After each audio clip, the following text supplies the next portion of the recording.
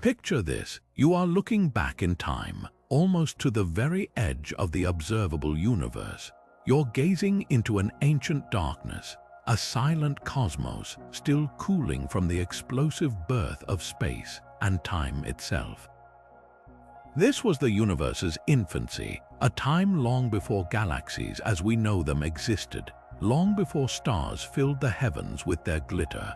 For hundreds of millions of years, the cosmos was wrapped in a thick, impenetrable fog, a featureless sea of neutral hydrogen gas. And then something changed, something profound. The darkness began to lift. The first light began to shine, slowly, mysteriously, breaking through that cosmic gloom and setting the stage for everything that would come after. This is the story of that extraordinary transition, the Reionization Era, one of the most pivotal and least understood chapters in the history of our universe. What caused this great cosmic dawn? How did light tear through an entire universe cloaked in shadow? And why, after decades of observation and theorizing, do so many pieces of this puzzle still not fit? These aren't just academic questions, they are keys to understanding our own origins, because every galaxy, every star, every planet, and yes, every one of us, exists because of the events that unfolded during this mysterious era. It was a time of firsts, the first stars, the first galaxies, the first black holes, all emerging in a universe still finding its shape. And yet, for all its importance, reionization remains shrouded in mystery, a cosmic detective story with clues scattered across billions of light years. In this video, we're going to explore 25 of the most compelling mysteries surrounding the reionization era. We'll journey through questions that challenge our deepest understandings of physics and cosmology. What were the first stars really like? Could they have been monsters hundreds of times more massive than our Sun? How did early galaxies distribute their light, and what role did supermassive black holes play in lighting up the cosmos? Some mysteries are observational. Why do different telescopes tell slightly different stories? Others are theoretical, stretching our models of the universe to their limits. This isn't just about distant phenomena. It's a human story of curiosity, perseverance, and the relentless desire to understand our place in the cosmos. So come with me, let's venture into the dawn of light and unravel the secrets of the universe's greatest coming-of-age story. And so our journey into the cosmic unknown begins with a puzzle so fundamental, it calls into question the very chronology of light's greatest triumph. We call this mystery one the timeline paradox. At its heart, it's a simple question with a deeply complex answer. When exactly did the universe flip the switch? Pinpointing the moment the cosmic dawn gave way to full daylight is crucial, because that timeline tells us what kind of objects were responsible and how powerful they must have been. Yet, when we consult the universe's own historical records, we get conflicting stories. It's as if we've discovered multiple diaries from the same era, each telling a slightly different version of events. Our first key witness is the light from incredibly distant quasars. These are the active, supermassive black holes at the hearts of the earliest galaxies, shining across billions of light years. As their light travels to us, it passes through the lingering clouds of intergalactic hydrogen. If that hydrogen is neutral, it acts like a thick fog, absorbing very specific wavelengths of that quasar's light. By the time the light reaches our telescopes, its spectrum is scarred with what we call absorption lines, a clear fingerprint of neutral gas. When we look at quasars around a redshift of 6, which corresponds to when the universe was around 1 billion years old, we see these fingerprints begin to fade away. The fog is clearing. This evidence suggests reionization was largely a done deal by this point, a finished chapter in cosmic history. But then we turn to another piece of evidence, the ancient light of the cosmic microwave background, the afterglow of the Big Bang. This light carries its own impression of the reionization era. As the first starlight began to heat and tear apart the hydrogen atoms, it would have caused free electrons to scatter this background radiation.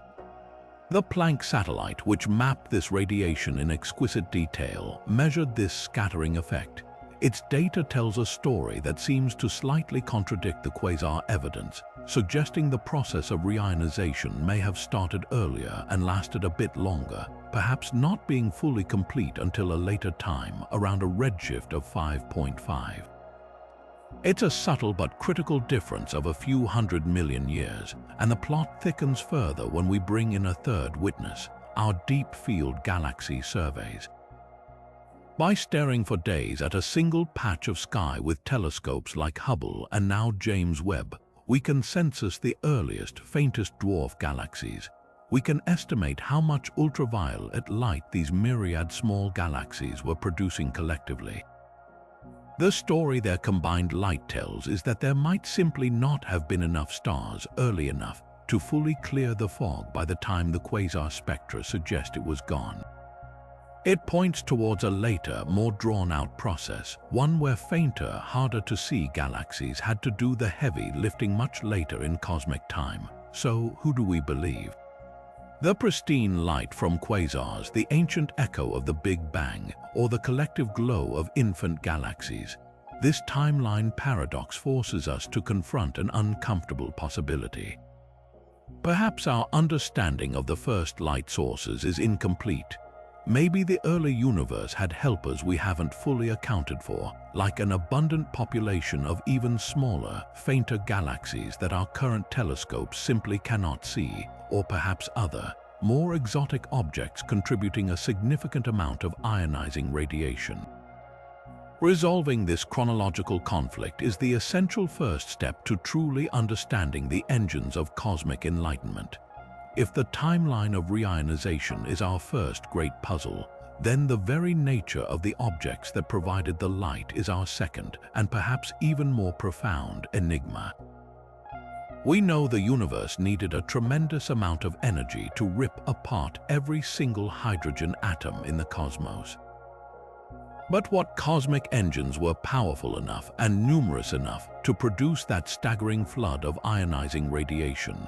The prime suspects in this investigation are a fascinating cast of characters, each with a compelling motive and opportunity, yet each also having a potential alibi that keeps astronomers from closing the case. The leading theory for decades has pointed to the first generation of stars, known as population 3 stars. These were not like the stars we see today. Forged from the pristine hydrogen and helium left over from the Big Bang, with no heavy elements to cool their cores, they are theorized to have been behemoth stars that could grow hundreds of times more massive than our Sun. A single star like that would be a spectacularly efficient photon factory, burning ferociously hot and bright, and emitting a torrent of the high-energy ultraviolet light perfect for ionizing hydrogen. Their short, violent lives ending in supernova would have only spread their influence further. The appeal of this theory is its elegance. The first starlight would quite literally be the light that cleared the fog. But there's a complicating factor. We have never directly observed a single, definitive population 3 star.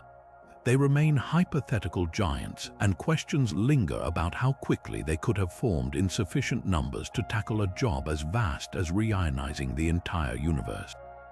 This uncertainty is why many astronomers shifted their focus to a more familiar suspect, early galaxies. Not necessarily the titanic stars within them, but the collective power of millions upon millions of smaller stars shining across countless dwarf galaxies. This is a strength in numbers approach. While one small galaxy might not produce much ionizing radiation, an entire universe teeming with them certainly could. This scenario gained traction as our telescopes, like Hubble, began to find more and more of these faint, distant galaxies. The problem, as we hinted at with the timeline paradox, is one of accounting.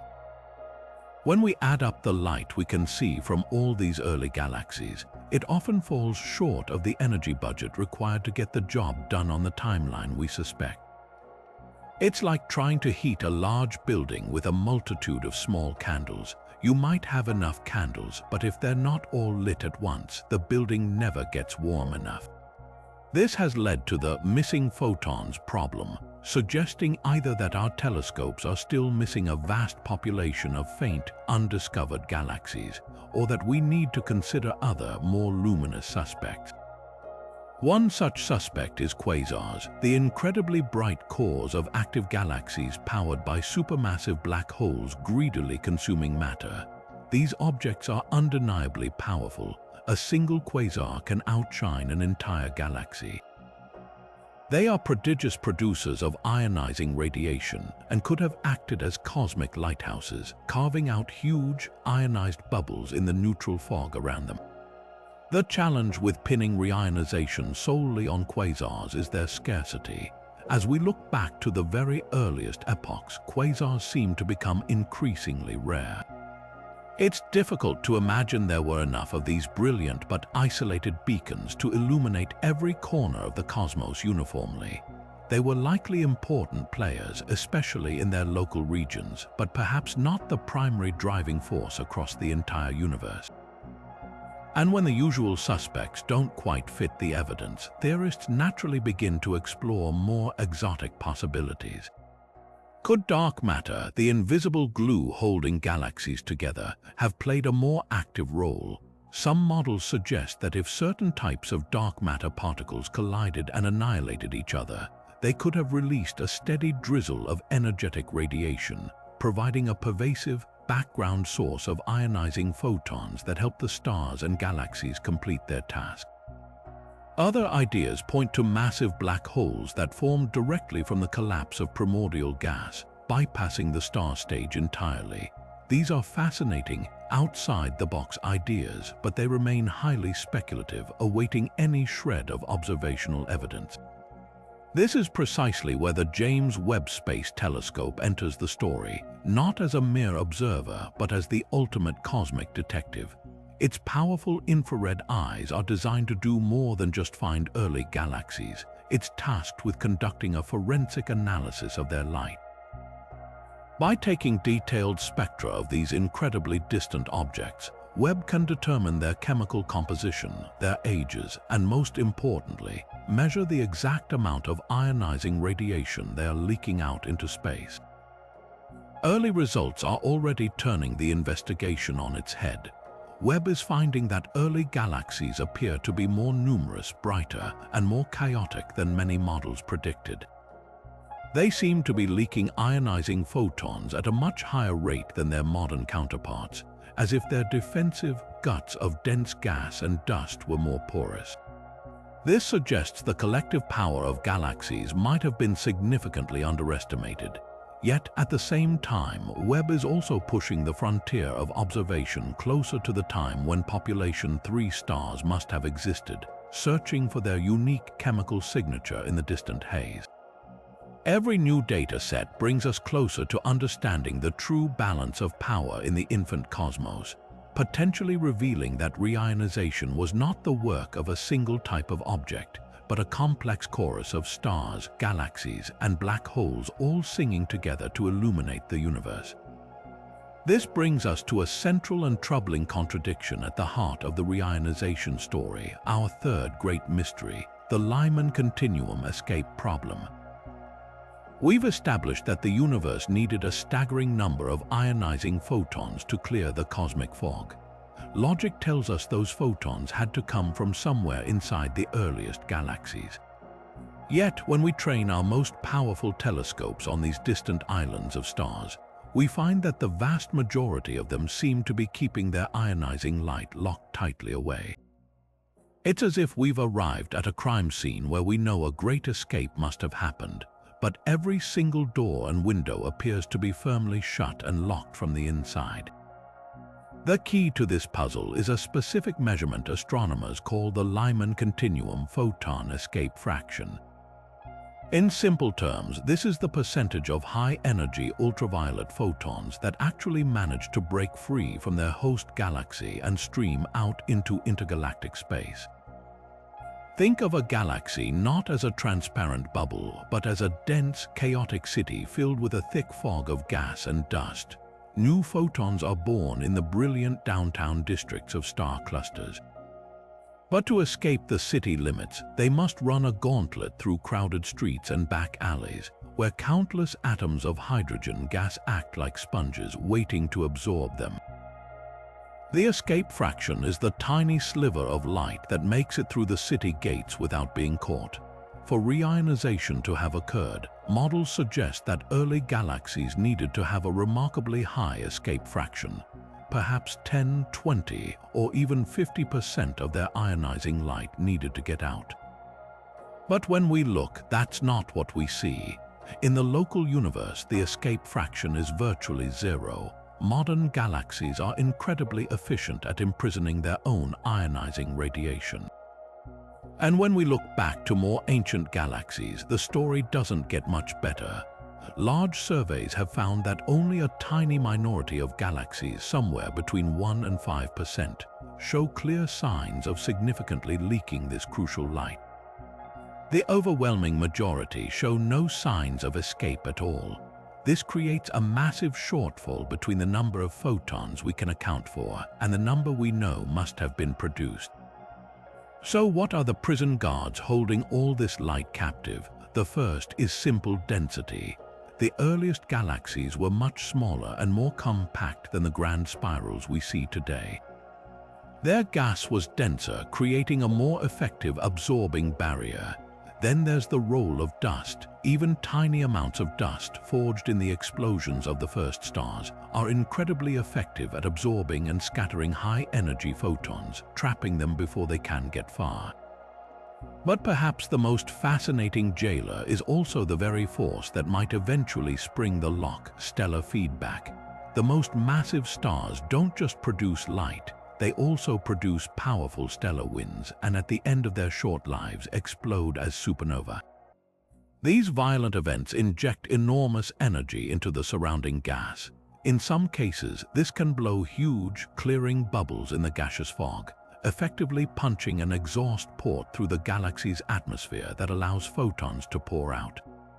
This creates a delicate and paradoxical balance. A galaxy needs enough feedback to create escape routes, but not so much that it shuts down star formation entirely and stops producing photons in the first place. It's a galactic catch-22. This leaves astronomers with a profound question. If so few galaxies are leaky, how did the entire universe get reionized? One compelling idea is that the escape of these photons wasn't a constant, steady trickle, but rather a highly episodic and dramatic process. A burst of star formation leads to a burst of feedback, which blows a temporary hole in the gas, allowing a flood of photons to escape in a short, brilliant pulse. After the brightest stars die off, the hole might seal itself back up, and the galaxy goes dark again in the Lyman continuum until the next cycle begins. If this is true, catching a galaxy in the act of leaking is like catching a lightning strike in a bottle. You have to be looking at exactly the right place at exactly the right time. This might explain why our surveys, which capture a single moment in a galaxy's multi-million-year life, see so few leakers. We're just getting fleeting snapshots of a dynamic and explosive movie. This leads us directly to our fourth great cosmic mystery, one that forces us to reconsider where true power might lie in the infant universe. We've been searching for brilliant, singular engines to explain the great illumination. But what if the real heroes were not the cosmic titans, but the countless unsung minnows? This is the compelling case for the role of dwarf galaxies. The idea is both simple and revolutionary. Perhaps the universe was not reionized by a few brilliant lighthouses, but by a sprawling, invisible archipelago of countless faint islands, each contributing just a little light, but together creating an unstoppable tide. The logic is deeply appealing. In the modern universe, dwarf galaxies are by far the most common type of galaxy. If this was also true over 13 billion years ago, their sheer numbers would have been staggering. Imagine trying to light a vast, dark plane. You could use a handful of massive, brilliant floodlights, but if those are hard to find or build, another strategy is to deploy millions upon millions of tiny fireflies. Individually, each firefly is Chinese letter, Chinese letter, Chinese letter, Chinese letter, barely a pinprick in the darkness, but collectively, their combined glow could be enough to push back the night. This is the dwarf galaxy hypothesis. Each one of these small, faint galaxies might have hosted only a fraction of the stars of a larger galaxy.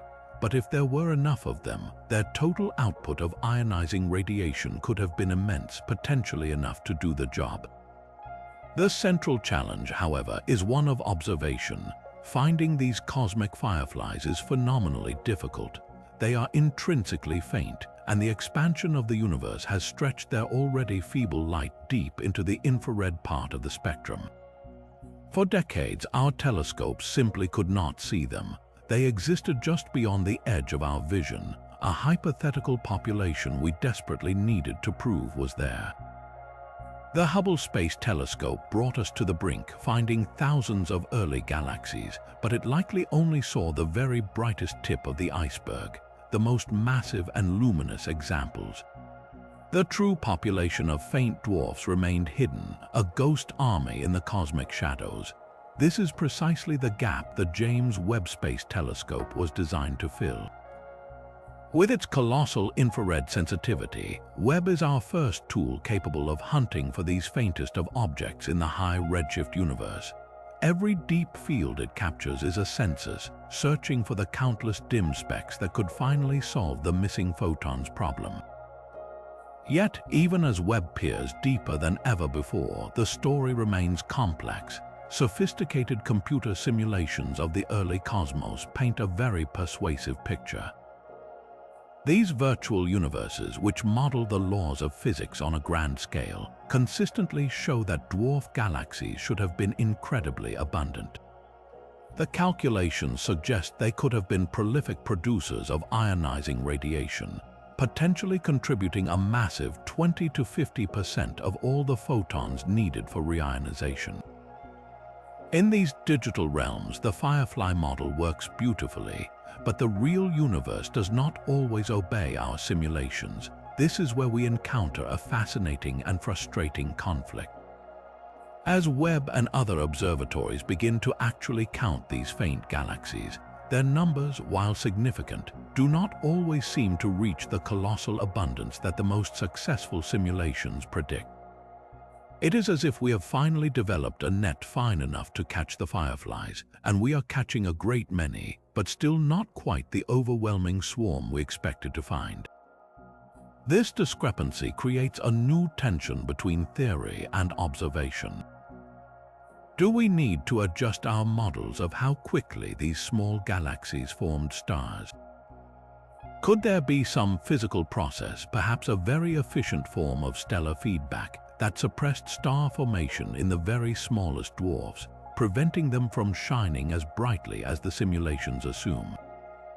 Or is the answer even more profound? Perhaps a vast population of these galaxies exists just below Webb current detection threshold, an entire universe of ultra-faint dwarfs that remains just beyond our grasp, waiting for the next generation of even more powerful telescopes to reveal them. The quest to find them is not just about completing a census, it is about determining the fundamental building blocks of the cosmic dawn and understanding whether the universe's greatest transformation was truly a populist revolution led by its smallest citizens. While the collective power of countless dwarf galaxies presents one compelling solution to the reionization puzzle, we must also consider the potential role of the universe's most brilliant individual beacons. This brings us to our fifth great mystery, the quasar contribution controversy.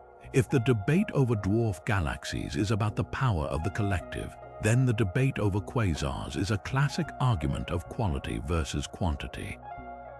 These objects are, without question, the most powerful persistent engines in the cosmos. A single quasar, fueled by a supermassive black hole guzzling down matter, can outshine an entire galaxy of 100 billion stars. Its output isn't just light, it's a focused torrent of high-energy radiation, a veritable blowtorch of ionizing photons perfectly suited for carving through the primordial hydrogen fog. The sheer efficiency is staggering. One brilliant quasar could, in theory, ionize a vast sphere of space around it, creating a gigantic bubble of transparency in the otherwise opaque universe. It's an elegant and powerful idea that the dawn was broken not by a diffuse glow but by the sudden, piercing glare of these cosmic lighthouses. However, a compelling theory must also survive a brutal confrontation with the evidence, and for the quasar hypothesis, that evidence presents a formidable challenge: scarcity. To reionize the entire universe, you need more than just powerful sources. You need enough of them, distributed evenly enough to leave no shadowy corner untouched. This is where the case for quasars begins to weaken. Astronomers use a tool called a luminosity function to census the cosmos. It's essentially a cosmic roll call that tells us how many objects of a certain brightness exist at a given distance. When we compile the luminosity function for quasars in the early universe, a clear picture emerges. They were incredibly rare. For every one of these brilliant beacons, there were likely millions of far fainter galaxies. The numbers simply don't seem to add up. It's the equivalent of trying to light up an entire continent at night using only a handful of stadium floodlights. No matter how bright each one is, there will be enormous gaps of darkness between them. The vast intergalactic voids would have remained shrouded in neutral hydrogen long after the regions near quasars were cleared. This line of reasoning has led many cosmologists to relegate quasars to a supporting role in the reionization story. Perhaps they were the pioneers, creating the first large, isolated ionized bubbles that then began to overlap and merge as the fainter, more numerous galaxies got to work. Their incredible power would have made them crucial for understanding the patchiness of reionization, how the process didn't happen everywhere at once, but rather began in hotspots around the most luminous objects before becoming a universal sea change. Yet, just as this consensus seemed to be forming, new discoveries have thrown the debate wide open again. The relentless push to find galaxies at higher and higher redshifts with the James Webb Space Telescope has been matched by ground-based observatories finding quasars at similarly astonishing distances. We are now finding these supermassive black holes shining brilliantly when the universe was less than 700 million years old.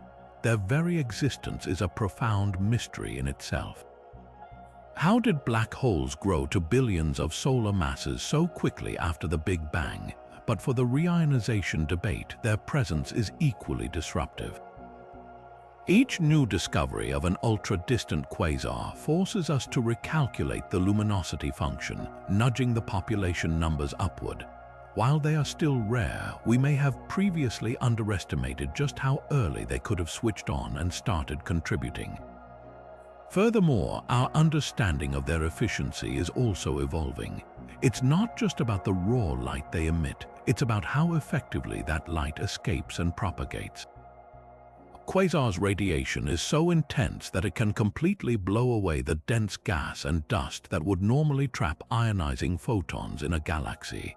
This means a quasar might have an escape fraction very close to 100%. Nearly every single ionizing photon it produces gets out into intergalactic space to do its job. Compare that to a starburst galaxy, which might struggle to leak even 10% of its photons. This massive difference in efficiency means that one quasar could do the ionizing work of thousands or even tens of thousands of galaxies of the same brightness. When you factor in this incredible per-object efficiency, the handful of quasars we know about begin to look a little more significant, their potential impact harder to dismiss. So the controversy remains fiercely alive. Are quasars the overlooked masterminds of reionization, their incredible power compensating for their small numbers? Or are they simply the flashy, attention-grabbing exceptions that prove the rule that the true, grinding work of universal illumination was done by the vast, silent majority of smaller sources? The answer likely lies in a nuanced middle ground, a cosmic collaboration where both the brilliant few and the dim many played their part.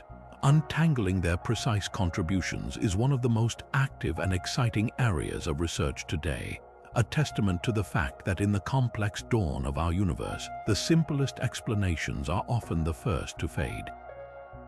This journey into the cosmic dawn has so far centered on the usual suspects: stars, galaxies, and quasars, all made of the ordinary atomic matter that makes up our world.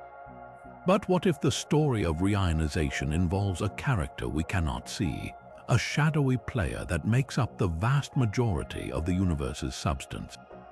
This leads us to one of the most speculative and fascinating frontiers of cosmology: the potential connection between dark matter and the epoch of reionization. The idea is as profound as it is puzzling. Could the invisible glue holding galaxies together also have been a source of the light that tore the universe apart? To understand this possibility, we need to step back from what we know. Dark matter is not a cloud of gas. It does not emit, absorb, or reflect light in any way. Its presence is inferred solely through its immense gravitational pull, which dictates the rotation of galaxies and the motion of entire galaxy clusters.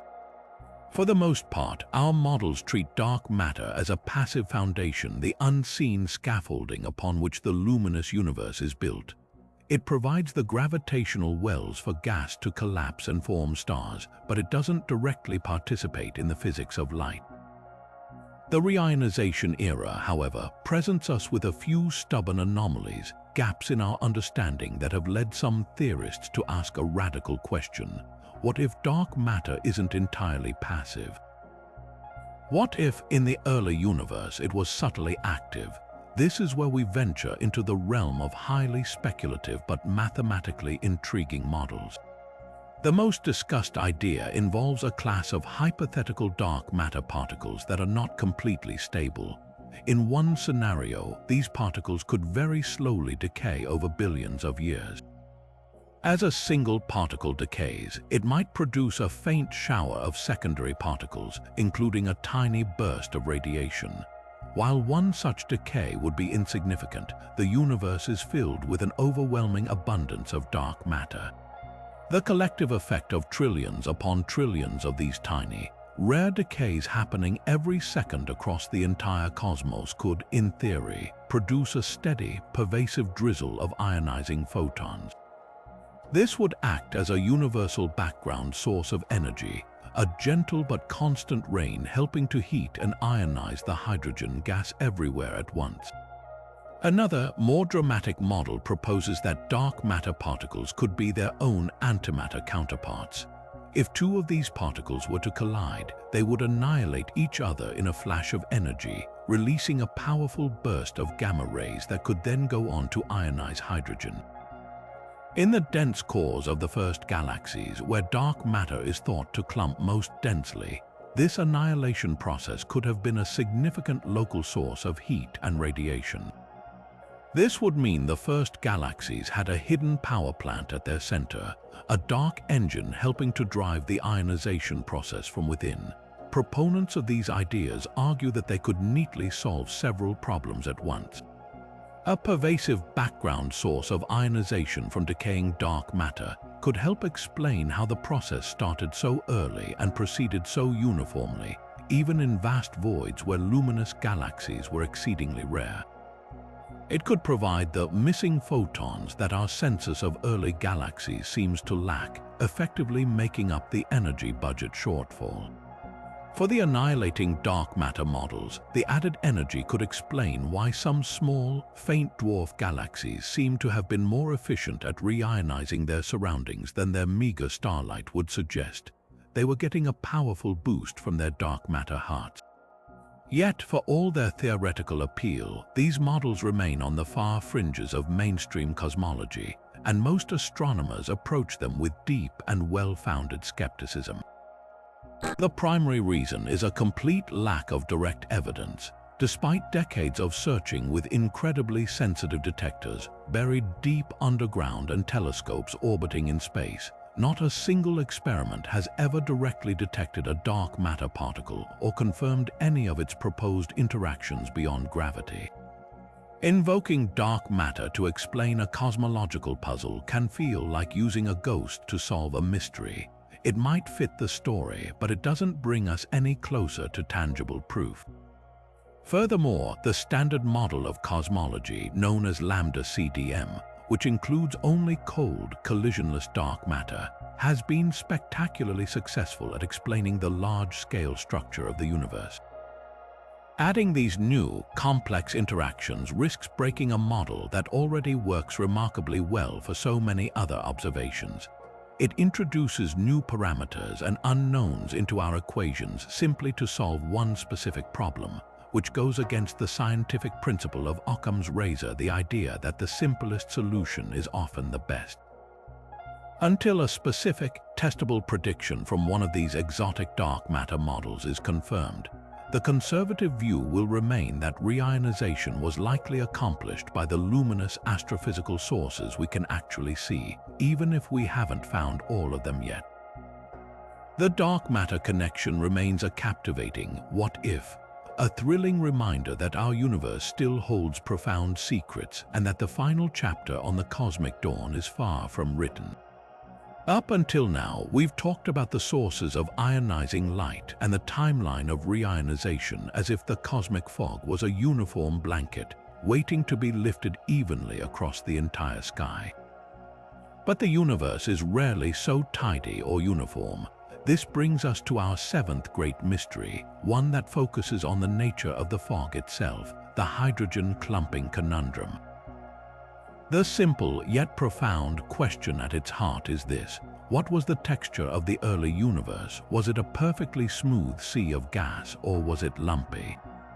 The answer dramatically changes how we understand the entire reionization process, transforming it from a simple, predictable fade to clear into a complex, patchy, and deeply uneven cosmic drama. To grasp why this matters, we need to think about gravity's subtle handiwork in the infant cosmos. After the Big Bang, the universe wasn't perfectly smooth. Tiny quantum fluctuations, magnified by a period of hyper-expansion called inflation, created minute differences in density from one patch of space to another. Over millions of years, gravity got to work on these small imperfections. Regions that were ever so slightly denser than average began to pull in more and more surrounding gas. This process created a vast cosmic web, a network of dense filaments and knots where galaxies would eventually form, separated by enormous, empty voids. The neutral hydrogen gas did not simply hang in space as a uniform fog. It was drawn into this web, clumping strongly around the emerging structures of dark matter that were pulling it all together. This clumping is the key to everything. Imagine you have two blocks of Swiss cheese. One block has the holes scattered evenly and close together. The other has a few large holes separated by thick, dense walls of cheese. Trying to melt the second block would be far more difficult. The heat would easily penetrate the holes but would struggle to eat through the solid walls between them.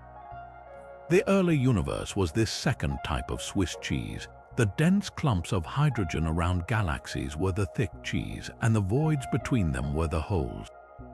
For reionization to be complete, the ionizing radiation didn't just need to clear the holes, it had to erode the thick, dense walls. This fundamental unevenness meant that reionization could not have been a synchronized event. It was an era of stark contrasts, a true cosmic patchwork. Around the first brilliant quasars and massive galaxies, powerful radiation blasted outwards, easily ionizing the low-density gas in the voids and creating enormous growing bubbles of transparent space. These were the first clear regions in the cosmos, but between these bubbles, in the deep shadows of the cosmic web, lay the stubborn neutral territory, the dense filaments and halos of hydrogen that were much harder to break apart. Photons traveling into these regions would be quickly absorbed by the abundant atoms, their energy dissipated before they could get very far. Clearing these final, dense bastions of neutrality required a relentless, concentrated assault of radiation. This patchy progression solves one mystery while creating another. it beautifully explains why different observational methods might give us slightly different answers for when reionization ended. A distant quasar's line of sight might pass directly through a large, early ionized bubble, making the universe seem transparent at that point. Another line of sight, skimming through a dense, neutral filament, would tell a story of a universe still shrouded in fog. There was no single moment of universal clarity. It was a gradual process of these bubbles growing, overlapping, and finally inundating the last holdouts of neutral gas. While this conceptual picture is clear, capturing its incredible complexity in a computer simulation is one of the greatest computational challenges in all of modern astrophysics. To properly simulate reionization, you need to model an almost unimaginable range of physical scales. You must account for the gargantuan billion light-year span of the cosmic web itself, while simultaneously modeling the microscopic physics of how a single photon interacts with a single hydrogen atom. Then you have to add the intense radiation from galaxies, which depends on the complex and messy process of star formation within them, which in turn is governed by the cooling and heating of gas, the explosions of supernova, and the fierce feedback from black holes. The sheer number of calculations required is staggering. It's a multi-scale problem that pushes the world's most powerful supercomputers to their absolute limits. Researchers have to make difficult compromises, using clever approximations to stand in for physics that is too small or too complex to model directly. Some simulations focus on a large volume of the universe but must treat individual galaxies as simple blobs that produce light. Others, called zoom-in simulations, model a single galaxy in exquisite detail, capturing the birth of stars and the escape of photons with precision.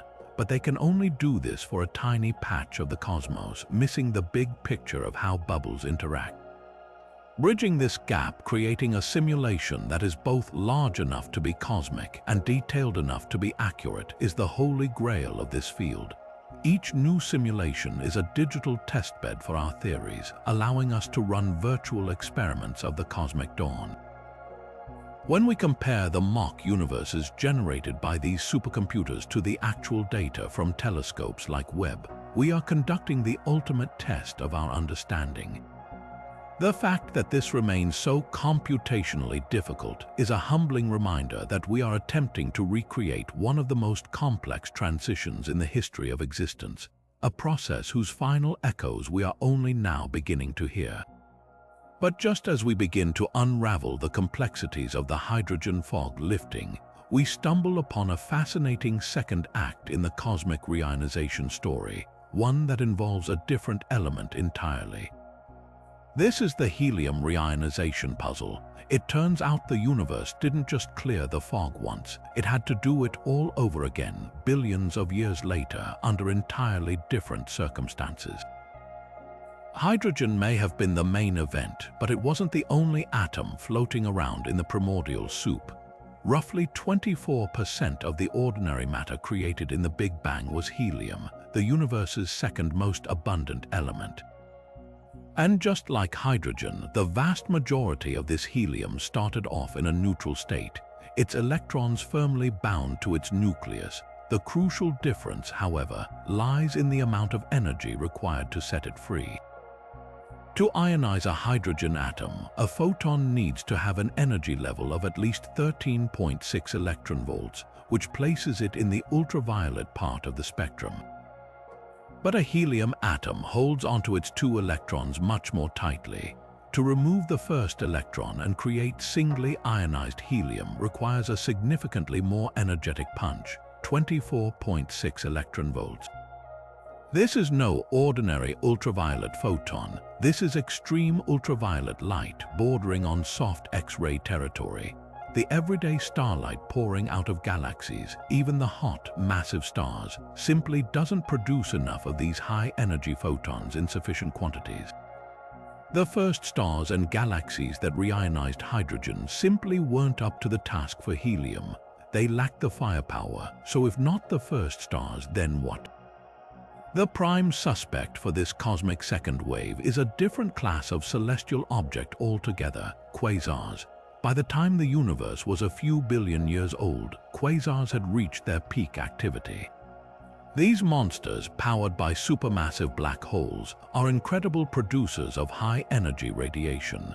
Their accretion disks blaze with intense heat, flooding the space around them with the exact kind of extreme ultraviolet photons needed to strip electrons from helium atoms.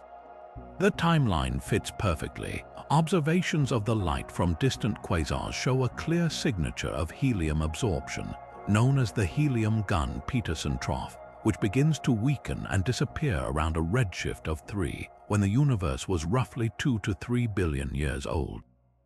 This tells us that a second, separate epoch of reionization was underway, this time specifically targeting helium and driven by the brilliant, concentrated power of quasars.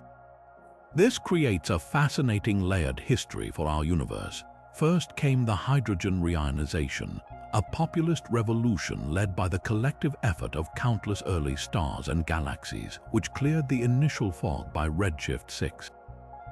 Then, after a cosmic pause of nearly 2 billion years, the helium reionization began, an era dominated by the elite power of the most energetic engines in the cosmos, finally bringing full transparency to the intergalactic medium.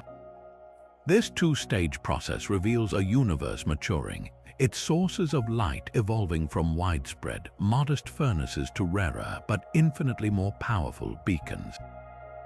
However, this elegant second act creates a serious complication for astronomers trying to study the first one. The light from the most distant quasars and galaxies, which is our only window into the hydrogen reionization era, must travel through the entire history of the universe to reach us. That means it passes directly through the later epoch of helium reionization. The intervening clouds of helium, as they are being ionized, leave their own absorption features on the light, imprinting a later signal on top of the ancient one we're trying to detect. It's like trying to listen to a faint, ancient recording while someone else is playing a more recent, loud song in the same room. The two signals get mixed together. Disentangling the absorption caused by pristine neutral hydrogen in the early universe from the absorption caused by ionizing helium billions of years later is a monumental analytical challenge. It requires incredibly precise measurements and sophisticated models to subtract the later contamination and see the true signature of the cosmic dawn. This helium puzzle is a stark reminder that the universe's history is not written on separate, clean pages, but is instead a complex palimpsest with later events forever overwriting, yet never completely erasing, the faint echoes of the beginning. But this grand narrative of a two-stage clearing, first hydrogen then helium, leads us directly to a deeper and more subtle mystery, one that involves the very heat of the universe itself. We've focused on the light that ionized the atoms, but we must also consider the incredible energy that was left behind. Every time a high-energy photon ripped an electron from a hydrogen or helium atom, it didn't just free the particle, it also transferred a tremendous amount of energy into the gas. This process, known as photoheating, didn't just clear the fog.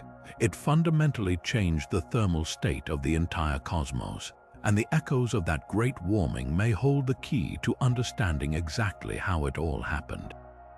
Think of it like this. Imagine a cold, still pond on a winter morning, its surface covered by a uniform sheet of ice.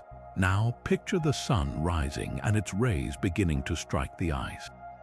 The ice doesn't just vanish instantly, it melts, and as it melts, the liquid water it becomes absorbs the sun's energy and warms up. The temperature of the pond is no longer uniform. It's hottest where the sun has been shining the longest and is most direct. The early universe underwent a similar transformation. Before reionization, the intergalactic gas was cold, having been steadily cooling for hundreds of millions of years since the Big Bang. But as the first ionizing photons began to flood through space, they didn't just break atoms apart. They heated the resulting soup of electrons and ions to temperatures tens of thousands of degrees higher than before.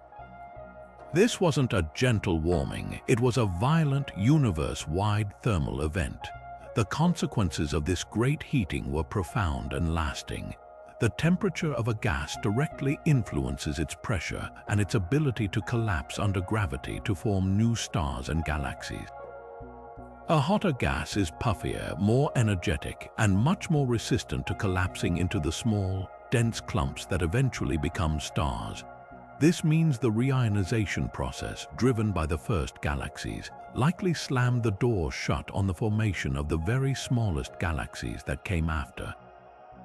The heating effectively put a lower limit on galaxy size, sterilizing vast reservoirs of gas in the voids and preventing a whole population of tiny dwarf galaxies from ever forming. The reionization era didn't just build the luminous universe we see, it also dictated which structures would not be built, sculpting the cosmic landscape through heat. This is where the mystery deepens, because this thermal history is not just a theoretical idea. We have a way to measure it. Astronomers use a powerful tool called the Lyman alpha forest. When the light from a distant quasar travels through the cosmic web to reach us, it passes through countless clouds and filaments of hydrogen gas. At specific wavelengths corresponding to the Lyman alpha transition, this gas absorbs the quasar's light. Because the universe is expanding, each cloud is moving at a slightly different speed, which Doppler shifts the absorption line to a unique position in the spectrum. The result is a dense forest of absorption lines, each one a fingerprint from a different cloud of hydrogen at a different distance. The width of each individual line in this forest is exquisitely sensitive to the temperature of the gas that created it. Hotter gas, with atoms moving around more violently, produces broader, smoother absorption lines. Colder gas creates sharper, narrower lines. By carefully analyzing the Lyman alpha forest in the light of quasars that shone just after reionization ended, we can effectively take the temperature of the universe at different points in its history. But when we do this, the measurements tell a confusing and conflicting story. Some lines of sight suggest the gas was heated to a specific temperature at a specific time, which would point to a certain type of reionization source. Other measurements seem to indicate a different thermal history altogether. The gas in some regions appears to have been heated much more aggressively and earlier than in others. This is the temperature evolution mystery. Why does the universe's fossil record seem to show such a patchy and inconsistent heating pattern? The most likely explanation brings us back to the fundamental patchiness of reionization itself. If the process was not a uniform tide but a growing network of overlapping bubbles, then the heating was equally uneven. A gas cloud that was ionized early by a brilliant quasar would have been heated dramatically and then had billions of years to slowly cool down. A cloud ionized much later by the faint collective light of dwarf galaxies would have been heated more recently and would still be retaining much of that thermal energy. When we look at the Lyman alpha forest, we are not looking at a single snapshot of a uniformly heated universe. We are looking at a layered archaeological dig, with different gas clouds preserving the thermal imprint of the exact moment they were swept over by the ionizing front. The conflicting temperature measurements aren't errors, they are accurate readings from different parts of the cosmic battlefield, each telling the story of its own local reionization history. Untangling this complex thermal map is more than an academic exercise. The specific temperature of the gas acts as a cosmic thermometer that can tell us about the nature of the ionizing sources themselves. Did the heating come in short, sharp bursts from rare, brilliant objects, leaving a distinct thermal signature? Or was it a slower, more steady warming from a vast population of smaller sources?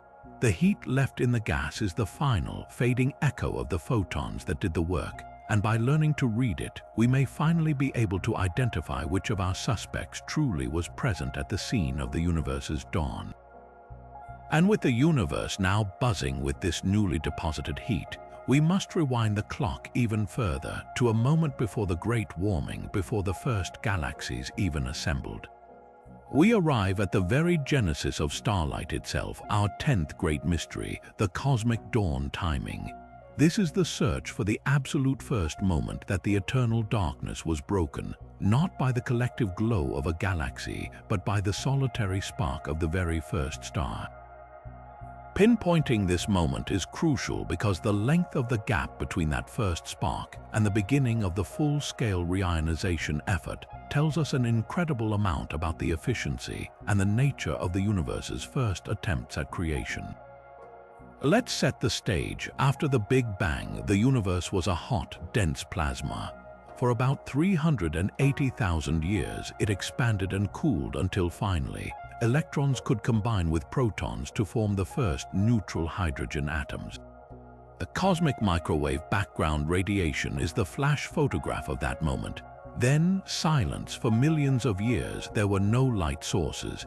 The cosmos entered what astronomers call the Dark Ages, a time of profound blackness and quiet, where the only thing happening was the gentle pull of gravity on slightly denser patches of gas. We have no direct observations of this era. It is the ultimate blank page in our cosmic history book. The conclusion of the Dark Ages is marked by the cosmic dawn, the formation of the first stars. The beginning of reionization is the next chapter, when the light from those stars and their descendants becomes powerful enough to start affecting the entire universe. The critical question is, how long was the interval between the dawn and the daybreak? Was it a short, explosive period where the first stars immediately began flooding the cosmos with light? Or was there a long, hesitant delay, a slow simmer where stars formed inefficiently for eons before finally reaching a critical mass to start reionization? The answer is written in the timeline. A long delay would suggest that the first stars were not the monstrously efficient photon factories we call population 3 stars, but perhaps smaller, dimmer stars that formed slowly and in isolation. A very short delay, on the other hand, points to a universe that figured out star formation quickly and explosively, with those first stars being incredibly massive and brilliant, kicking off reionization almost immediately after they switched on. For a long time, our best models suggested a significant delay, perhaps a few 100 million years. The thinking was that it would take time for gravity to pull together the first structures, for gas to cool and collapse, and for stars to eventually form. Then the light from those first stars would need to build up over generations to have a large-scale impact. This was a comfortable, gradual timeline. But then, a groundbreaking and highly controversial experiment listening to the deepest notes of the universe's radio hum completely upended this calm picture. The experiment to detect the global epoch of reionization signature, or edges, is a deceptively simple radio antenna stationed in the remote deserts of Western Australia, far from human-made interference. It wasn't built to look for galaxies or stars. It was designed to listen for a specific, subtle dip in the radio noise that fills all of space, a dip that would be the fingerprint of the cosmic dawn itself. This primordial radio signal is a relic from the neutral hydrogen that filled the early universe. Hydrogen atoms naturally emit and absorb radiation at a wavelength of 21 centimeters. As the universe expands, that signal from the distant past gets stretched to much longer wavelengths. By tuning their antenna to listen for this stretched signal, the EDGES team wasn't looking for individual objects. They were trying to hear the faint background choir of all the hydrogen in the cosmos at a specific time. In 2018, they announced an astonishing result. They had detected a dip in the radio spectrum that was far deeper and sharper than any cosmological model had predicted. The interpretation was staggering. This signal suggested that the first stars must have begun shining incredibly early, when the universe was just a mere 180 million years old. Furthermore, the depth of the dip suggested the primordial gas at that time was much colder than anyone had thought possible. This result, if true, is a double-barreled mystery. First, it suggests the cosmic dawn happened shockingly early, cutting the Dark Ages short by a significant margin. This implies the first stars formed with an efficiency and speed that our current models of early structure formation struggle to explain. Gravity would have had to work astonishingly fast to pull together the first protogalaxies. Second, the proposed coldness of the gas is equally puzzling. Our standard models of physics predict that the hydrogen gas should have been gently warmed by interactions with the cosmic microwave background radiation. For it to be as cold as the edge's signal suggests, some unknown physical process must have been at work, perhaps cooling the gas dramatically. Some theorists have proposed exotic explanations like interactions with cold dark matter to explain this profound chill. However, the astronomical community has greeted this result with a mixture of excitement and deep skepticism. The signal edges detected is incredibly faint and sits in a part of the radio spectrum cluttered with interference from our own galaxy. Extracting it is a Herculean feat of data processing, and many scientists worry that the signal could be contaminated by an unaccounted-for systematic error or a subtle effect from the instrument itself. Follow-up observations by other radio telescopes have so far failed to independently confirm the detection. The result stands as a tantalizing, provocative anomaly, a whisper from the edge of time that we cannot yet verify. It challenges our fundamental understanding of the universe's infancy, suggesting a timeline so compressed it defies easy explanation.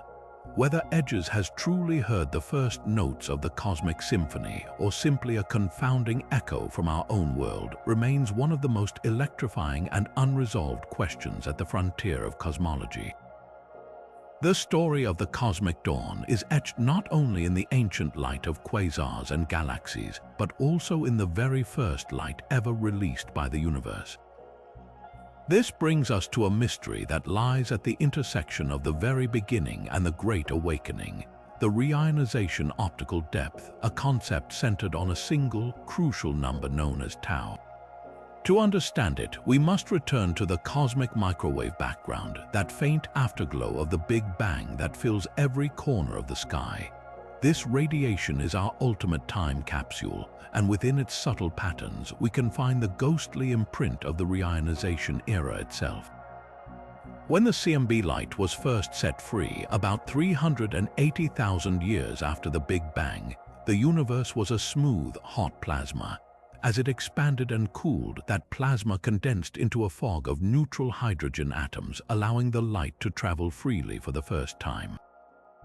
That light has been journeying towards us ever since, but it did not complete its 13.8 billion-year voyage completely untouched. About 500 million years into its trip, it encountered the reionization era. As the first stars and galaxies flooded the cosmos with ultraviolet light, they began ripping electrons away from atoms, turning the neutral fog back into a sparse plasma of free electrons and protons. And here's the crucial part: free electrons are excellent at scattering light. As this new generation of electrons came into existence, they did something profound. They scattered a small fraction of that primordial CMB light one last time, just a little bit on its way to us. This final interaction left a permanent, faint mark on the light's polarization, the direction in which its waves vibrate. This is where the concept of optical depth, or tau, comes in. Tau is a measure of how opaque the universe was to this scattering. Think of it as a cosmic odometer reading that tells us the total number of electron scattering events that happened across the entire history of the universe, with the vast majority occurring during reionization. A high tau value means the universe was very opaque, indicating that reionization happened early and was a long, drawn-out process, creating lots of free electrons to scatter the light over a long period. A low tau value suggests the universe was more transparent, meaning reionization was a relatively quick, late event. The European Space Agency's Planck satellite, which mapped the CMB with unparalleled precision, delivered our best measurement of this number. After years of painstaking data analysis, the Planck collaboration reported a value of tau equals 0.054, plus or minus 0.007. This might seem like an insignificant digit, but in cosmology, it is a universe-shaking result. This value implies that reionization was a fairly late and rapid affair, likely not beginning in earnest until the universe was around 450 million years old and being largely complete by around the 1 billion year mark. This paints a picture of a cosmos that took its time, a universe that lingered in darkness for a long while before the first structures gathered enough strength to ignite the lights. However, this elegant and precise measurement from the very beginning of time has thrown the field into a state of fascinating turmoil, because it appears to clash with evidence gathered from the end of the reionization process. When we use our most powerful telescopes like Hubble and now the James Webb Space Telescope to look directly at the galaxies that existed around the 1 billion year mark, we can conduct a kind of cosmic accounting. We can count the number of galaxies, estimate how many ionizing photons they were producing, and calculate how quickly they could have cleared the fog. Many of these direct astrophysical observations suggest reionization might have started significantly earlier and progressed more slowly than the Planck tau value implies. They point to a universe that was already significantly ionized at a much earlier epoch, a timeline that would require a higher value of tau. This creates a persistent and troubling tension between two fundamental pillars of modern cosmology. On one side, we have the immaculate physics of the primordial universe as read from the CMB, suggesting a later reionization.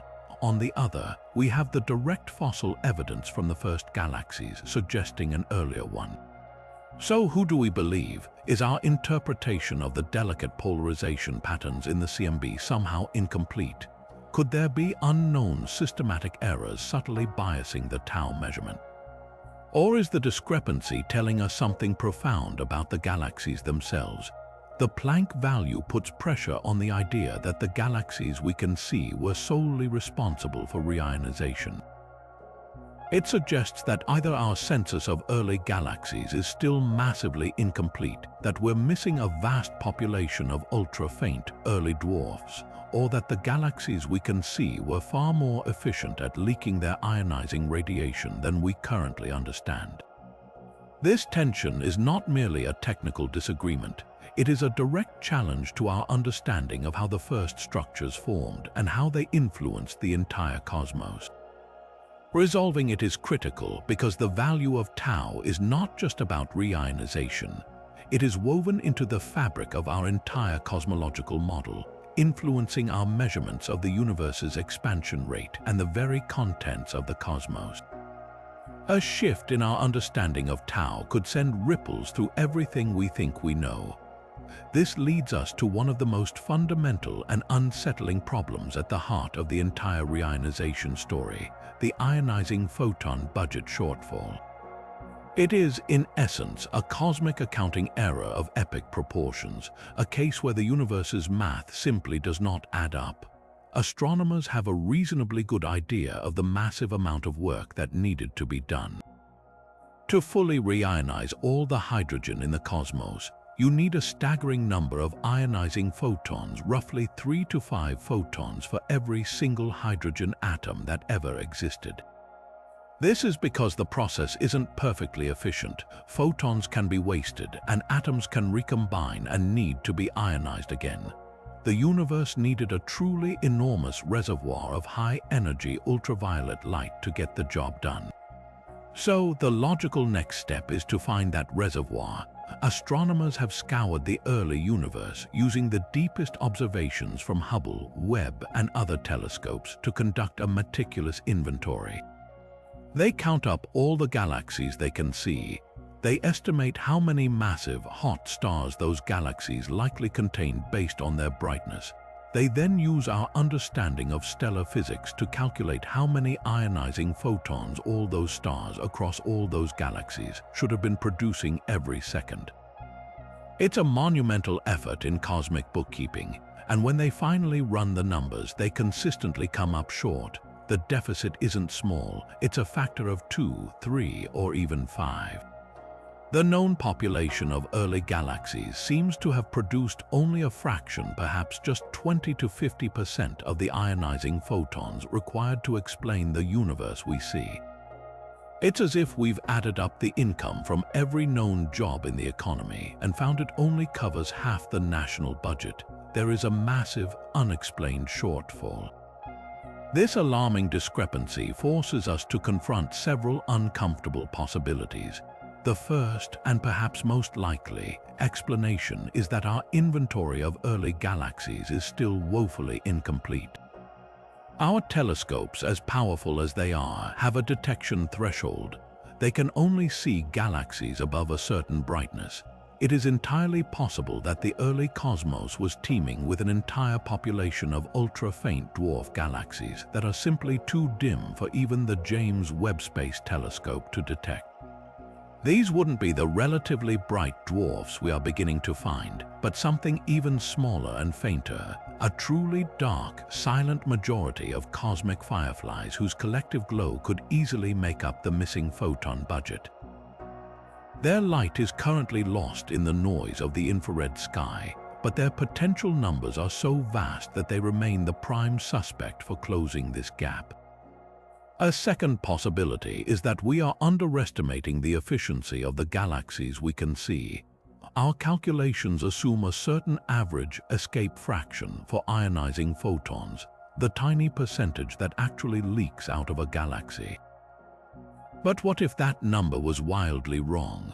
What if early galaxies with their chaotic, gas-rich and dust-poor environments were far more porous than we think? If the average escape fraction was not 5 or 10%, but something closer to 20 or 30%, then each known galaxy would have been a vastly more effective photon exporter. A small increase in this leakage rate translates into a huge boost in the total usable photon budget. The challenge is that directly measuring this escape fraction for individual distant galaxies is incredibly difficult, leaving a great deal of uncertainty in our models. Then there are the more exotic solutions. Could there have been significant contributors to the photon budget that we haven't even considered? We've already discussed the controversial role of quasars and the highly speculative idea of dark matter interactions. But other theoretical sources exist, such as direct collapse black holes, enormous black holes that form directly from collapsing gas clouds, bypassing the star stage entirely and shining brightly as they accreted matter. Or perhaps the very first stars, the population 3 stars, were even more monstrous and efficient than our current models allow, producing a ferocious but brief burst of ionizing radiation that left a disproportionate mark on the early cosmos. Each of these ideas offers a way to inject more photons into the system, but they all come with their own set of challenges and a distinct lack of direct evidence. This photon budget shortfall is not a minor technicality. It strikes at the core of our understanding of the reionization era. It tells us that our census of the infant universe is still missing entire chapters of its history. Either we are missing a vast number of actors, or we are profoundly misunderstanding the roles of the actors we can see. Resolving this discrepancy is one of the primary driving goals of modern observational cosmology. Every new deep field image from Webb is not just a pretty picture. It is a deliberate search for these missing photons, a hunt for the unseen engines that lit up the cosmos. Until we find them, the great illumination of the universe remains a case with a glaring lack of evidence, a mystery where the how and the what remain frustratingly just out of view. Just when we think we have the story of reionization neatly wrapped up with a clear end point around a redshift of 6, the universe delivers a curveball, a set of stubborn anomalies that refuse to fade into history.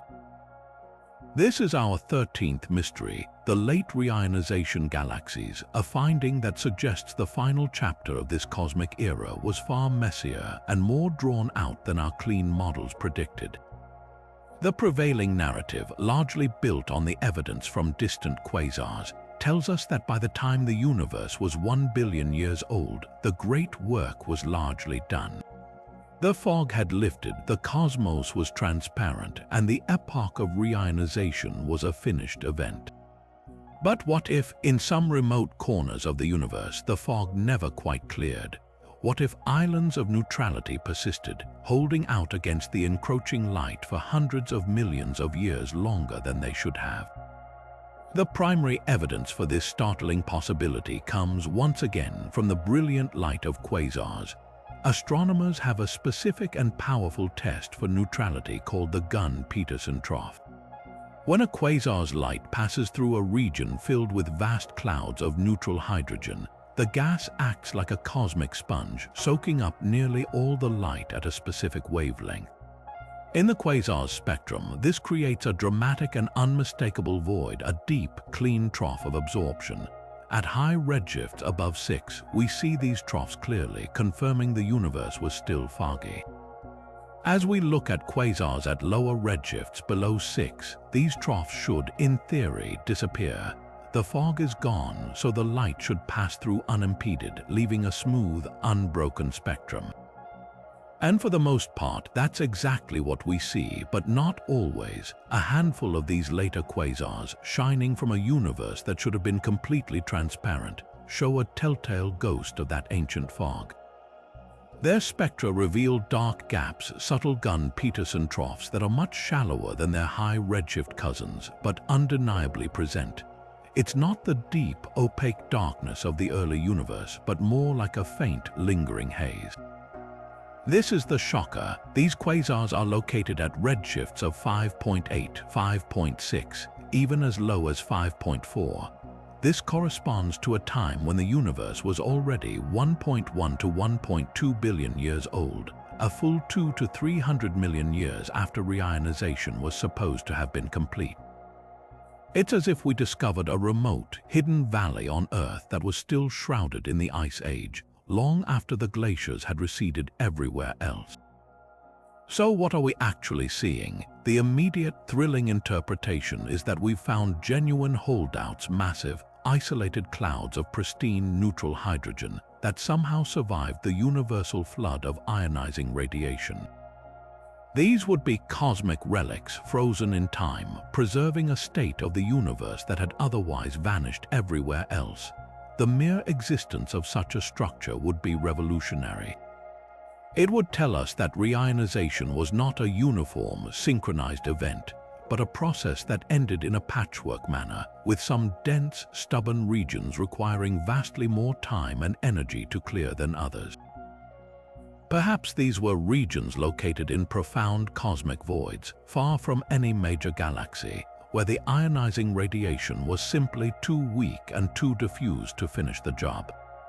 Or maybe they were particularly dense knots in the cosmic web, so thick with hydrogen that they could absorb an enormous amount of radiation before finally succumbing.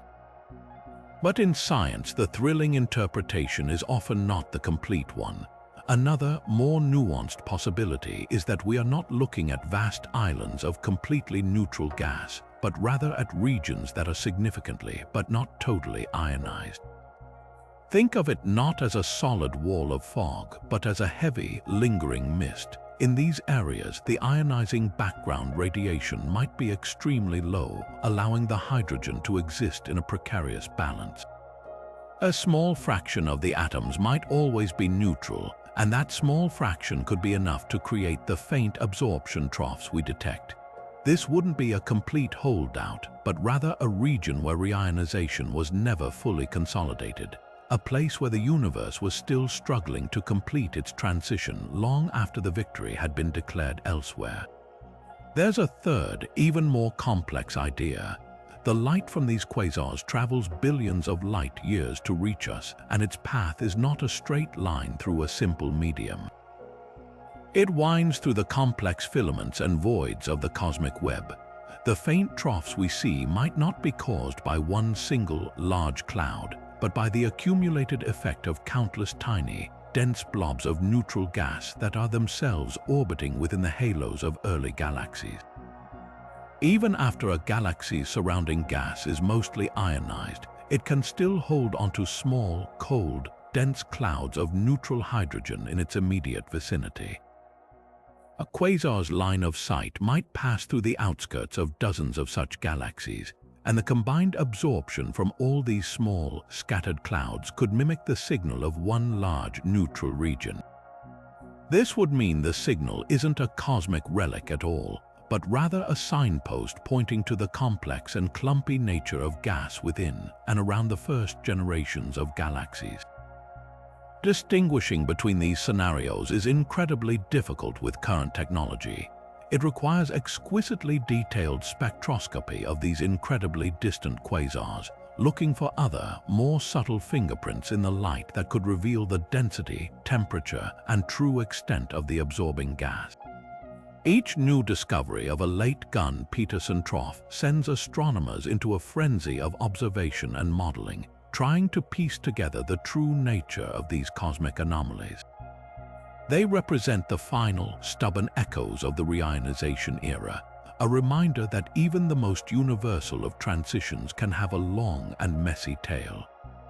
Their very existence challenges us to refine our models, to accept that the end of the cosmic dawn was not a single moment, but a protracted and uneven twilight that lingered in the deepest shadows of the early universe.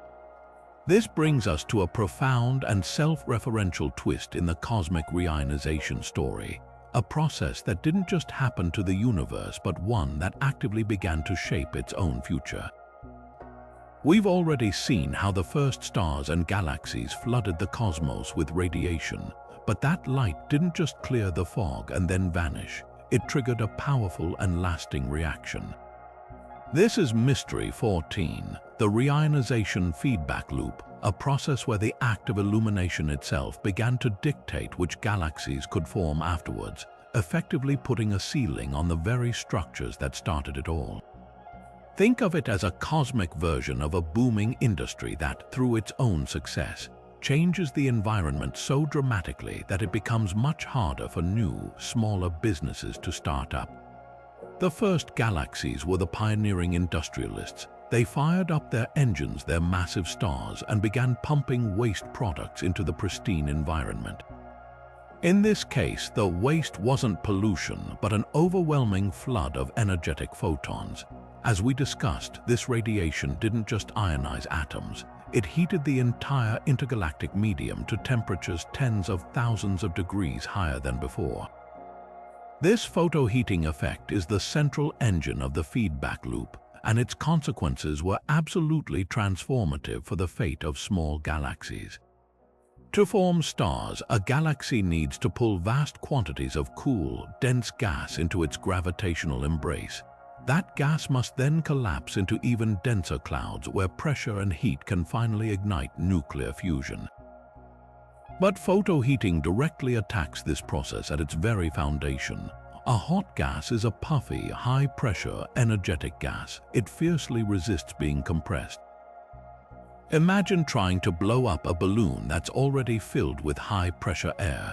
It takes a tremendous amount of force to make it any bigger. For a small, fledgling galaxy with a relatively weak gravitational pull, the task of gathering hot, pressurized gas from the intergalactic medium became nearly impossible. The background temperature of the universe had risen so high that the gentle tug of a small dark matter halo could no longer effectively pull in new material. The reionization era had effectively raised the minimum size requirement for galaxy formation. Only the largest halos with the most powerful gravity could continue to attract gas and form stars efficiently. The smallest potential galaxies, the cosmic minnows, had their fuel supply cut off. This process, known as radiative feedback, likely had two dramatic effects. First, it may have completely sterilized the vast cosmic voids. Countless trillions of small dark matter halos that would have eventually formed tiny, faint dwarf galaxies may have had their gas heated and prevented from ever cooling and collapsing. They remain dark to this day, invisible ghosts in the cosmic web, their star-forming potential permanently extinguished before it ever began. Second, for the small galaxies that had already begun forming stars before the ionizing background became intense, the effect was equally brutal. The incoming radiation could have effectively photoevaporated their existing gas reservoirs, stripping away their raw material by heating it to the point where it achieved escape velocity and boiled off into intergalactic space. These early dwarfs would have had their star formation violently quenched, leaving them as faint, ancient relics. This creates a fascinating self-regulating cycle. The first generation of small galaxies works to reionize the universe. In doing so, they create a harsh, hot background that prevents any future generations of small galaxies from ever forming. The process effectively builds its own off-ramp. It's a powerful negative feedback loop that could explain a long-standing puzzle in astronomy. Why do we see so few small, faint dwarf galaxies around us today compared to what our simulations of dark matter predict? This discrepancy, known as the missing satellites problem, has plagued cosmologists for years. The reionization feedback loop offers an elegant solution. The satellites aren't actually missing, they were never born. Their gas was heated and prevented from forming stars, leaving behind a multitude of dark, starless halos of dark matter that our telescopes cannot see. However, as with all things in cosmology, the story is not so simple. While feedback seems like a perfect explanation, its precise impact is incredibly difficult to quantify. The efficiency of this process depends on a delicate balance of factors. How clumpy was the gas inside these small halos? Did some of them have enough self-shielding density to protect their inner gas reservoirs from the external radiation? Could episodes of rapid star formation within a dwarf galaxy itself blow away its own gas, making it more vulnerable to external evaporation later on? The answers to these questions determine whether a small galaxy was completely sterilized, significantly stifled, or barely affected. This is where the fossil record of our own cosmic neighborhood comes into play. We can look at the dwarf galaxies orbiting our own Milky Way and nearby Andromeda. These are ancient survivors, relics that have endured since the reionization era. If the feedback loop was as efficient as some models suggest, these dwarfs should all show a very distinct history. Their star formation records, read from the colors and ages of their stars, should indicate that they all stopped forming new stars at roughly the same time, the moment when the reionizing background reached its peak intensity. It would be a universal shutdown, a cosmic freeze that left them as frozen in-time fossils. But the data reveals a more complex and messy reality. While many dwarfs do show signs of having their star formation quenched early, others show evidence of continued, sporadic star formation long after reionization was over. Some even have signs of recent activity. This suggests that the feedback process was not a single, decisive event that uniformly affected every small galaxy. Instead, it was likely a nuanced and varied experience. A dwarf galaxy's survival depended on its specific circumstances, its mass, its location relative to major sources of ionizing radiation, and the density of its gas. Those in dense environments near large galaxies may have had their gas stripped away not just by the background radiation, but also by the gravitational tides and winds from their massive neighbors. Those in isolated voids might have held onto their gas longer, forming stars in fits and starts for billions of years. Untangling this complex feedback loop is critical because it represents the moment the universe transitioned from a simple era of first light to a complex era of environmental regulation. It was the point where the astrophysical products of the universe began to actively govern the rules of their own future development. The Great Reionization wasn't just a one-time event. It was the catalyst that set the final architectural rules for galaxy formation, rules that have dictated the population of galaxies we see in the night sky to this very day.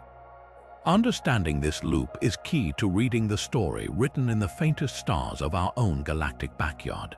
This brings us to a mystery that transforms our view of reionization from a simple, universal fade to clear into a breathtakingly complex and structured three-dimensional event. We've discussed the patchy nature of the process, but that patchiness wasn't random. It was intricately woven into the very fabric of the cosmos, following a pattern set billions of years earlier. This is the mystery of the cosmic web ionization pattern. The Great Illumination did not sweep across the universe like a uniform tide. Instead, it navigated a pre-existing labyrinth flowing along the hidden architecture of the cosmic web itself. To visualize this, we need to understand the true structure of the early universe. After the Big Bang, gravity began to sculpt the distribution of dark matter into a vast, interconnected network often called the cosmic web. This web isn't made of galaxies, it's the underlying scaffolding upon which galaxies would later form. It consists of dense knots where massive galaxy clusters would eventually reside, connected by long, thin filaments of dark matter, all surrounding enormous, empty voids. The ordinary hydrogen gas, though invisible, was pulled into this same structure. It pooled most densely in the knots and filaments, while the voids were left as near-perfect vacuums. This distribution meant the universe was not a uniform fog. It was a cosmic sponge with thick, dense walls of gas separated by vast, empty holes. This fundamental texture dictated everything about how reionization unfolded. The ionizing radiation from the first galaxies did not expand outward in simple, spherical bubbles. Instead, the ionization fronts behaved like water finding the path of least resistance. They raced almost instantly through the enormous, empty voids where there were very few atoms to absorb the photons. A single quasar could ionize a gigantic spherical volume of a void with relative ease. But when these expanding bubbles of ionized plasma reached the dense filaments and knots of the cosmic web, they slammed into a wall. The dense gas in these structures was a formidable barrier, packed with atoms eager to absorb the incoming photons and halt the ionization front in its tracks. Progress through these dense regions was slow, arduous, and required a constant, concentrated bombardment of radiation. The result was a universe with a fantastically complex geometry of ionization. Imagine a Swiss cheese where the holes are the voids already clear and transparent, and the cheese is the dense web. Now imagine that the cheese isn't solid, but is itself being slowly eaten away by an army of ants, starting from within the holes and chewing along the pathways of least resistance. The ionization bubbles would have initially been spherical within the voids, but as they grew and encountered the web, they would have begun to merge and connect along the filaments, creating long, tunnel-like ionized channels that snaked through the cosmos. The final bastions of neutral hydrogen would have been the very densest knots at the intersections of filaments, holding out the longest against the universal flood of light. This process created a universe that was not simply ionized or neutral, but one filled with a complex, frothing foam of ionized bubbles, their shapes directly tracing the hidden skeleton of the dark matter web. Mapping this ancient, intricate pattern is one of the greatest observational challenges in all of cosmology, but we have a tool that is uniquely suited to the task, the 21-centimeter line. As we discussed, neutral hydrogen gas naturally emits and absorbs radio waves at this specific wavelength. By building vast arrays of radio telescopes and tuning them to search for this signal from the early universe, a signal that has been stretched to meters in length by the expansion of space, we can effectively create a three-dimensional map of the cosmic fog. The intensity of the 21-centimeter signal tells us the density of the gas, and its absence tells us where ionized bubbles have formed. Ambitious experiments like the hydrogen epoch of reionization array Hera and the square-kilometer array SCAR are designed to do exactly this. They won't see individual galaxies. Instead, they will listen for the faint radio hum of all the neutral hydrogen across the entire sky at a specific moment in time.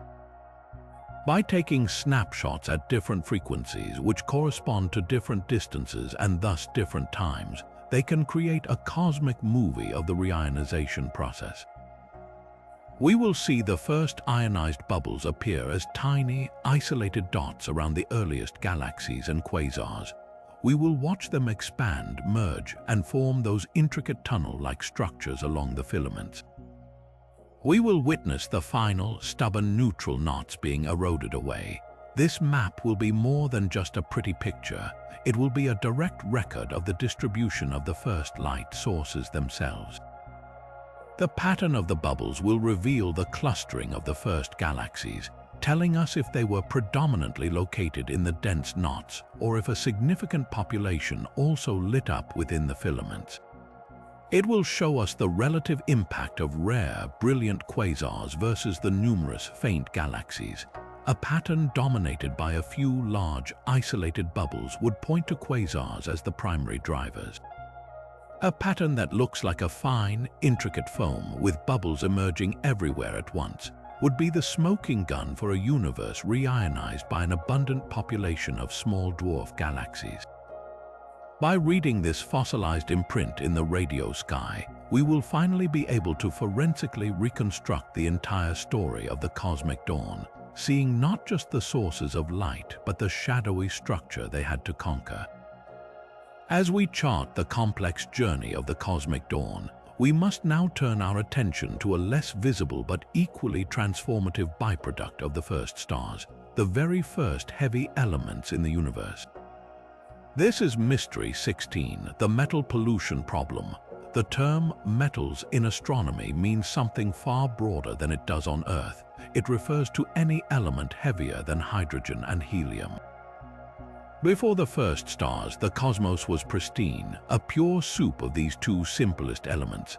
Every atom of carbon, oxygen, iron, and every other element that makes up our world, our planet, and even our bodies, had to be forged in the nuclear furnaces of stars and then scattered across space.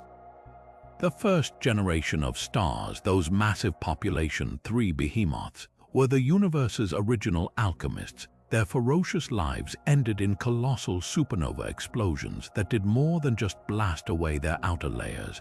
They seeded the surrounding gas with the first sprinkling of these heavy elements, a process called metal enrichment. This initial pollution created a fascinating and complex feedback loop that directly influenced how reionization could proceed. The introduction of even trace amounts of metals fundamentally changed the physics of how gas could cool and collapse to form the next generation of stars. In the pristine universe, the only way for a gas cloud to cool down and condense was through the faint emission of light from hydrogen molecules. It was an inefficient process, one that likely favored the formation of those single, monstrously massive stars. But metals are spectacularly efficient coolants. Elements like carbon and oxygen can radiate heat away far more effectively than hydrogen ever could. This suggests that as soon as the first supernova polluted their surroundings, the rules of star formation changed dramatically. Gas clouds could now fragment more easily as they cooled, potentially leading to the formation of many smaller, sun-like stars instead of a few isolated giants. This is where the puzzle for reionization begins. On one hand, this shift could have been a tremendous boon. A universe filled with smaller stars might seem less effective, but their vastly longer lifespans mean they could have provided a steady, sustained output of ionizing radiation over hundreds of millions of years, rather than a short, violent burst. Furthermore, if metal enrichment led to the formation of many more stars overall from the same amount of gas, the total number of ionizing photons produced could have increased significantly. In this scenario, metal pollution acts as an accelerator, making star formation more efficient and providing a reliable, long-term workforce to keep the ionizing photons flowing. On the other hand, this cooling effect could have been a profound hindrance. The very efficiency of metal line cooling might have caused gas to collapse into stars too quickly and too efficiently within individual galaxies, using up the available fuel in a brief, intense burst of star formation rather than a prolonged, regulated one. This could have led to early galaxies burning brilliantly but briefly, then fading away before they could contribute significantly to the long, drawn-out process of reionization. Even more critically, smaller stars produce a much softer spectrum of light.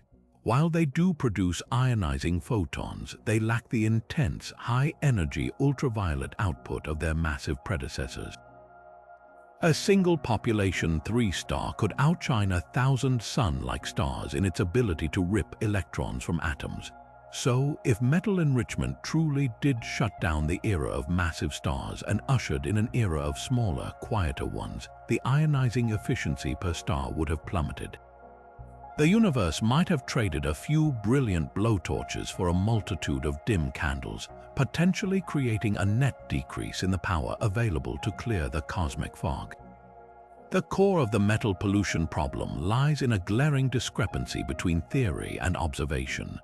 Our models of intense early star formation predict that the first supernova should have been incredibly effective polluters. The furious rate of those first explosions should have rapidly seeded large volumes of space with metals, creating a detectable level of enrichment very early on. We should be able to see the forensic evidence of this in the spectra of the most distant quasars. As their light passes through the ancient intergalactic medium, it should bear the absorption fingerprints of these early metals lines from carbon, silicon, and oxygen imprinted at very high redshifts. Yet, when we look, that evidence is frustratingly faint. While we do find some evidence of early metal pollution, it is not nearly as widespread or as abundant as the models of prolific population 3 stars would lead us to expect. The intergalactic gas at high redshifts often appears far more pristine than it should be. It's as if we've arrived at the scene of a predicted industrial explosion and found only a faint smudge of soot. So where did all the metals go? This missing pollution is a major puzzle. One possibility is that our understanding of those first supernova is wrong. Perhaps they were so unimaginably powerful that they didn't just enrich the gas.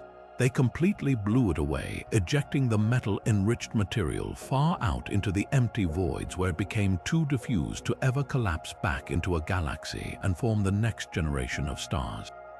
In this scenario, the metals exist, but they are lost in the vast deserts between the galactic islands, effectively missing from the census we conduct along the narrow lines of sight to quasars. Another, more intriguing idea is that a significant fraction of those first stars didn't end in supernova at all, but instead collapsed directly into black holes, locking their heavy elements away forever behind an event horizon and never recycling them into the cosmos to pollute the next generation. Resolving this mystery is crucial because the timing and extent of early metal pollution holds the key to understanding the true nature of the stars that drove the universe's transformation from darkness to light. Just when we thought we had a handle on the infant universe, a new observatory has thrown our most carefully constructed models into delightful disarray. This is the mystery of the James Webb Space Telescope's surprise galaxies. After its launch, Webb was expected to peer back in time and find the first fledgling collections of stars, small, pristine, and simple building blocks. Instead, it has found cosmic toddlers that look more like well-developed adults. Galaxies at astonishingly high redshifts, meaning they existed when the universe was barely 300 or 400 million years old, are appearing in the data not as faint primordial specks, but as massive, structured, and chemically mature systems. They are far brighter, more numerous, and more evolved than virtually any simulation had predicted. It's the equivalent of an archaeologist digging for the origins of human civilization and unexpectedly unearthing a modern city buried in the deepest layer of ancient sediment. The sheer mass of these early galaxies is the first major shock. Their starlight suggests they had already assembled hundreds of millions, and in some cases even billions, of solar masses worth of stars in a fraction of the time our models said was possible. Gravity needs time to pull gas together, and gas needs time to cool, collapse, and form stars. The timeline from the Dark Ages to a massive galaxy seemed to require at least 500 million years of gradual growth. Webb's galaxies seem to have achieved this in a cosmic blink of an eye, suggesting that the early universe was somehow far more efficient at building structure than we ever dreamed. They are also surprisingly dusty. Dust grains are forged in the fiery deaths of massive stars, meaning multiple generations of stars must have already lived and died to pollute these galaxies with so much debris. This points to a frantic, explosive period of star formation that began almost immediately after the Big Bang, leaving behind a rich chemical legacy far earlier than anyone anticipated. For the story of reionization, these discoveries are a double-edged sword. On one hand, they might finally solve the persistent ionizing photon budget shortfall. If the early universe was teeming with massive, bright galaxies that we previously knew nothing about, then the total output of ultraviolet radiation would have been vastly higher. These galaxies wouldn't just be contributing a little extra light, they could be the primary engines we've been searching for all along, easily providing the missing photons needed to clear the cosmic fog. Their unexpected brilliance and abundance could neatly close the accounting gap, turning a mystery into a solved equation.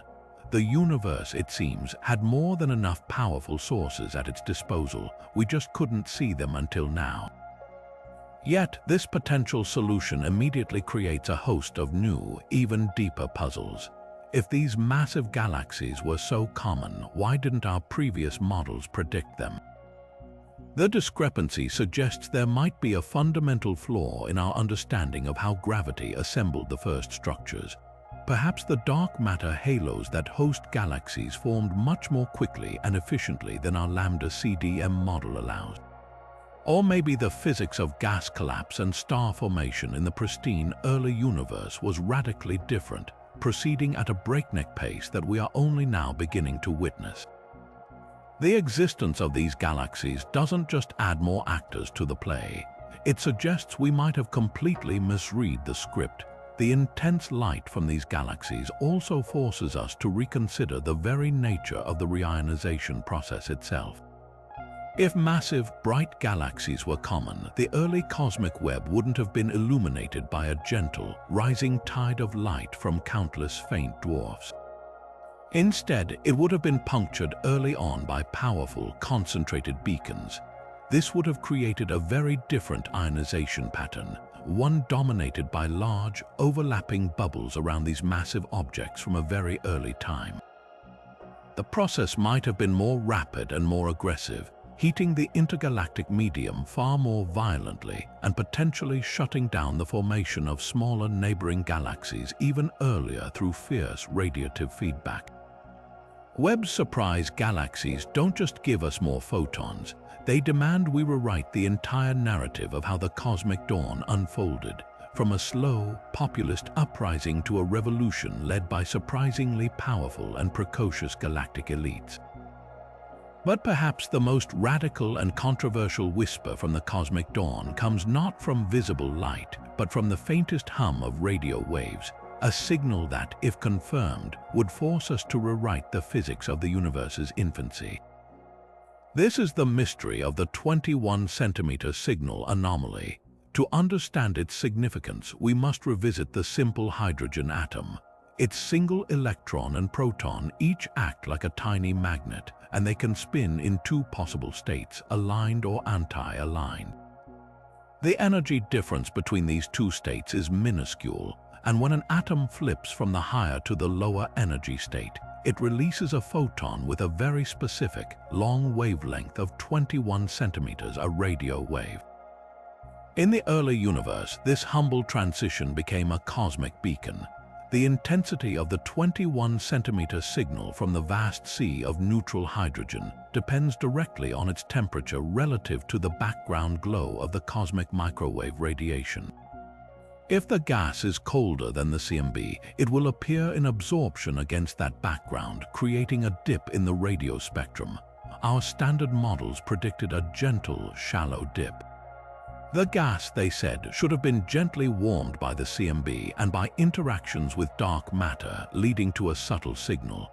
but in 2018, a small, ground-based radio antenna in the remote deserts of Western Australia called EDGES reported something astonishing. It detected a deep, sharp absorption trough at a frequency corresponding to when the universe was only 180 million years old. The depth of this trough was a staggering shock. It implied the primordial hydrogen gas was profoundly, shockingly cold, far colder than any established physics could explain. The implications of this single, bizarre measurement are earth-shattering for cosmology. For the gas to be that cold, it must have had a way to shed its thermal energy with incredible efficiency. The standard cooling mechanisms, like the expansion of the universe and interactions with the CMB, are far too weak to account for such a deep chill. This has led theorists to propose a host of exotic explanations that border on science fiction. The most discussed idea involves a previously unknown interaction between the normal hydrogen gas and cold dark matter. If dark matter particles had a small electric charge or could interact with normal matter through some unknown force beyond gravity, they could have acted as a cosmic refrigerant, siphoning heat away from the gas and cooling it dramatically. Other proposals suggest the absorption feature isn't from the global signal at all, but is instead a shadow cast by the first, incredibly energetic sources of radio waves, though this too requires unforeseen physics. The astronomical community remains deeply divided over the EDGES result. The signal is exceedingly faint and sits in a part of the radio spectrum that is notoriously polluted by interference from our own galaxy and from human-made sources on Earth. Extracting such a subtle cosmic whisper from a roar of terrestrial noise is a monumental challenge, and many scientists worry that the signal could be an unaccounted-for systematic error within the instrument itself. This skepticism has launched a global race for confirmation. A new generation of sophisticated radio telescopes, like the Hydrogen Epoch of Reionization Array HERA, the Square Kilometer Array SCAR, and experiments like PRISM and CERAS, are now scanning the same ancient frequencies with improved technology and rigorous methods to suppress interference. Their goal is clear: to either independently detect this anomalous signal and validate a new chapter in physics, or to definitively rule it out and preserve our standard models of the early universe. The resolution of this anomaly is not an academic sideshow. It cuts to the very heart of our understanding of reionization's earliest phases. The temperature of the cosmic gas sets the stage for everything that follows. Colder gas is easier to collapse under gravity, meaning the first stars and galaxies could have formed much more quickly and efficiently than we thought. If the EDGES signal is real, it suggests the universe was primed for a rapid and explosive start to star formation, potentially moving the entire timeline of the cosmic dawn and the subsequent reionization era much earlier. It would mean the first luminous sources switched on in a universe that was fundamentally different from the one we've modeled for decades. This is why the 21-centimeter signal, a faint radio whisper from the edge of time, holds such immense power. It is a direct probe of the conditions that gave birth to the very first structures, and its paradoxical depth hints that our cosmic story may be missing its most fascinating prologue. What if the universe's Great Awakening wasn't a single, continuous event, but a story with a false start? This is the radical proposal behind one of the most intriguing speculative ideas in modern cosmology, the double reionization hypothesis. The standard narrative we've explored so far paints reionization as a one-way street, a permanent transition from a neutral to an ionized state. But what if the journey was more complex? What if the first stars flickered to life, began to clear the fog, and then faltered? This hypothesis suggests the cosmos may have experienced an initial, abortive attempt at reionization that ultimately collapsed, plunging parts of the universe back into darkness before a second, more successful effort finally cleared the fog for good. The evidence for this startling idea comes from the same witness we've relied on throughout: the light from distant quasars. When astronomers analyze the absorption spectra of quasars at the highest redshifts, they sometimes see patterns that are difficult to reconcile with a simple, smooth ionization history. The signature of neutral hydrogen, the famous Gunn-Peterson trough, doesn't always behave as expected. In some lines of sight, there are hints that the fog might have been patchier and more complex at very early times than a straightforward model would predict. It's as if the universe's historical record shows signs of an earlier period of clarity that was later overwritten. These subtle anomalies are far from conclusive proof, but they are the tantalizing clues that have led some theorists to ask, could reionization have happened twice? The mechanics of such a scenario are as fascinating as they are complex. Imagine the first generation of stars, the elusive population, three giants, igniting in a universe that is still incredibly small and dense. Their brilliance would have been phenomenal, and they could have rapidly ionized huge bubbles of space around them. For a brief, glorious period, the cosmic dawn might have seemed to be in full swing. But then, catastrophe. These first stars were notoriously unstable and short-lived. Their furious burning would have consumed their nuclear fuel in only a few million years, ending their lives in titanic supernova or direct collapse into black holes.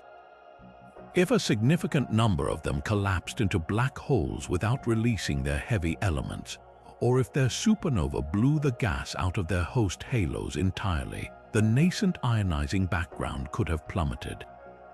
The production of new ionizing photons would have dropped off a cliff. In the aftermath, without a steady supply of new energy to maintain it, the ionized gas could have begun to recombine. Electrons, no longer being constantly blasted apart from their protons, would have started to find each other again, reforming neutral hydrogen atoms and allowing the cosmic fog to roll back in. The universe's first attempt at light would have been snuffed out, a failed revolution that ended with a return to the silent darkness of the Dark Ages. This period of recombination would not have been uniform. The most isolated regions, far from any remaining sources of light, would have reneutralized completely. Dense regions might have held onto their ionization longer. The universe would have entered a strange hybrid phase, a mosaic of lingering ionized bubbles adrift in a rising sea of renewed neutrality. Then the second act begins. The next generation of objects starts to form. Perhaps these are the first small galaxies, now beginning to form more efficiently thanks to the trace metals scattered by those first supernovae. Their collective light, though less intense per source than the population 3 stars, is far more numerous and sustainable. This second wave of ionizing radiation would have begun the work all over again, but this time with more staying power. The galaxies, with their deeper gravitational wells and ongoing star formation, could maintain a constant output, ensuring that once the fog was cleared, it would stay cleared. This second successful reionization is the one whose end we see in the quasar spectra at redshift 6. The appeal of this double reionization model is its potential to resolve some of the persistent conflicts in the timeline. The tension between the Planck satellite's measurement of the optical depth, which suggests a later reionization, and the evidence from galaxy counts and the edges anomaly, which could point to very early activity, might be explained if the Planck measurement is only sensitive to the final, complete reionization. The early, failed attempt would have contributed a small amount to the total scattering of the CMB, but its subsequent collapse would have erased most of its signal, leaving the final reionization to dominate the record. Furthermore, the existence of an early phase could help explain the rapid chemical enrichment or puzzling lack thereof that we see in the earliest galaxies. It provides a dynamic stop-start history that is perhaps more in line with the chaotic, explosive nature of the early universe than a simple, monotonic transition. Of course, this remains a highly speculative idea, firmly on the cutting edge of cosmological theory. The evidence is circumstantial at best, and the model introduces significant complexity. The biggest challenge is that such an early, failed reionization would have left very few observable traces. The universe was so dense at those times that any ionized bubbles would have been small and have long since been overwritten by the second, successful reionization. Proving it happened would require finding a fossil imprint that has survived for over 13 billion years, a ghost of a false start etched into the fabric of the cosmos. For now, the double reionization hypothesis stands as a powerful reminder that the universe's history may be far more dramatic and turbulent than our simplest stories allow. A tale not of a single dawn, but of a first light that failed and a second that finally ushered in the day. Now, if the sources of ionizing light are our first great mystery, then the environment they created is our next. We must shift our focus from the engines themselves to the collective glow they produced, a pervasive and invisible sea of radiation that filled the entire cosmos. This is Mystery 20, the ultraviolet background evolution. After the first stars and galaxies switched on, their light didn't just travel in straight lines to ionize nearby atoms. It began to accumulate, creating a diffuse, all-pervasive background of ultraviolet radiation. This background is the sum total of every ionizing photon that ever escaped a galaxy, a universal hum of high-energy light that became the primary agent of change during the reionization era. Its intensity didn't just reflect the progress of reionization, it actively controlled it. As this background radiation built up, it set the rules for where and when new galaxies could form, effectively governing the future of cosmic structure. Yet, for all its importance, the history of this ultraviolet background remains one of the most poorly constrained chapters in the entire story. Understanding its evolution is critical because this background radiation acts as a universal thermostat. Its intensity determines the equilibrium state of the intergalactic medium. Imagine a vast forest where countless small campfires are being lit. At first, each fire only warms its immediate surroundings. But as more and more fires are kindled, the heat begins to accumulate, raising the temperature of the entire forest. Soon, the ambient temperature is so high that it becomes difficult to light new fires with damp kindling. Only the driest wood and the most determined efforts will succeed. The ultraviolet background operated in much the same way. In the early universe, a small galaxy could form stars relatively easily. But as the background radiation intensified, it heated the gas everywhere, making it harder for small galaxies to pull in new material and collapse it into stars. This negative feedback loop meant the ultraviolet background didn't just record the history of the first light. It actively wrote the final chapters on which galaxies would succeed and which would fail. So how do we possibly measure this vanished sea of light? We can't point a telescope at empty space and see the ultraviolet background directly. It's a ghost of a radiation field that faded away billions of years ago. Instead, astronomers must become cosmic detectives, looking for the forensic evidence it left behind. The most powerful technique involves using the universe itself as a vast laboratory. When the light from an incredibly distant quasar travels through space to reach us, it passes through countless clouds of intergalactic gas. If that gas contains even trace amounts of heavy elements, metals like carbon, silicon, and oxygen, these atoms will absorb specific wavelengths of the quasar's light. The key insight is that many of these metal atoms require a certain intensity of ultraviolet radiation to keep them in a particular ionized state. For example, the relative abundance of triply ionized carbon to doubly ionized silicon in a gas cloud is exquisitely sensitive to the strength of the ambient ultraviolet radiation field bathing that cloud. By measuring these delicate ratios in the absorption lines of a quasar's spectrum, astronomers can effectively work backwards, using the metals as a calibrated light meter to measure the intensity of the ultraviolet background at that specific point in cosmic history. It's an incredibly clever indirect measurement, a way of reading the cosmic conditions from the faint chemical shadows they cast. Yet, when different teams apply this powerful technique, they often arrive at conflicting stories about how this background evolved.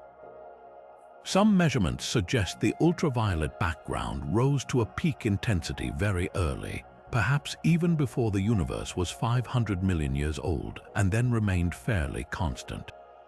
Others indicate a much later and more gradual rise, not reaching its modern strength until the universe was several billion years old. This isn't a small discrepancy. It represents a fundamental disagreement about the conditions in the infant cosmos. If the background was intense very early, it means the first galaxies were incredibly efficient and numerous, flooding the universe with light and creating a harsh environment that would have quickly stifled the formation of smaller galaxies. If it rose slowly and late, it paints a picture of a more gradual buildup, giving small dwarfs a longer window to form and contribute significantly to reionization. There are several reasons for these conflicting results. The technique itself relies on complex models of gas physics and ionization states. A small, unaccounted for change in the density of a gas cloud or its exact distance from the nearest galaxy can significantly alter the calculation. Furthermore, the ultraviolet background wasn't uniform. Just like the reionization process itself, it was likely patchy. A measurement along one quasar's line of sight might pass near a brilliant quasar, sampling a region of intense background radiation. Another line of sight might skirt through a barren void where the background was much weaker. Our limited number of lines of sight to the most distant quasars means we might be getting a biased and incomplete sample of the true cosmic conditions. Another complicating factor is the evolving nature of the sources. The spectrum of the ultraviolet background, the exact mix of different photon energies, changed over time. Early on, it might have been dominated by the incredibly hard, energetic photons from massive population 3 stars. Later, it would have softened, being produced by a broader population of smaller stars within galaxies. This shift in the quality of the light, not just its quantity, affects how different metal species respond, adding another layer of complexity to the forensic analysis. Untangling this history is more than an academic exercise. The intensity and evolution of the ultraviolet background is the final, integrated record of all the processes we've explored. Its curve, the story of how it grew over time, holds the answer to the balance of power between bright quasars and faint galaxies, the efficiency of photon escape, and the ultimate reason why the cosmos cleared when it did. Pinpointing its true evolution is the key to transforming our collection of individual mysteries into a single, coherent story of the dawn of light. But to truly understand the scale of this feedback, we must look closer to home at the ancient celestial fossils orbiting our own galaxy. This brings us to our 21st mystery, the satellite galaxy problem. For decades, our most sophisticated supercomputer simulations of cosmic structure formation have presented us with a deeply puzzling prediction. The favored model of the universe, known as lambda cold dark matter, tells a compelling story of how gravity sculpted the cosmos. It suggests that vast halos of dark matter, like the one enveloping our Milky Way, should be teeming with thousands of smaller subhalos, the gravitational seeds for what should become dwarf satellite galaxies. These simulations paint a picture of a vibrant galactic neighborhood, a bustling metropolis of light surrounding our spiral home. Yet, when we point our telescopes at the sky and conduct a census, we find a far quieter reality. We only see a few dozen of these dwarf galaxies, not the thousands the models insist must be there. It's a glaring discrepancy that has challenged cosmologists for a generation, a case of missing celestial bodies on a massive scale. Where did all the satellites go? This is where the reionization era emerges as a prime suspect. The timing is perfect. The vast majority of these missing satellite halos would have been small, low-mass objects with relatively weak gravitational pulls. Their ability to attract and hold onto gas, the fuel for star formation, was always tenuous. Now, imagine the rising tide of ultraviolet background radiation flooding the universe during reionization. For a massive galaxy like the progenitor of the Milky Way, this external radiation was a minor nuisance, like a strong wind blowing outside a sturdy castle. Its deep gravitational well easily held onto its gas, and star formation could continue unimpeded. But for the tiny, fledgling satellite halos, it was an existential catastrophe. That same cosmic ultraviolet radiation would have poured into their shallow potential wells, violently heating the sparse gas within them. In many cases, this photoheating would have been sufficient to give the gas particles enough energy to achieve escape velocity, causing them to boil off entirely into intergalactic space. These small halos would have been sterilized, their star-forming fuel ripped away before they could even ignite their first star.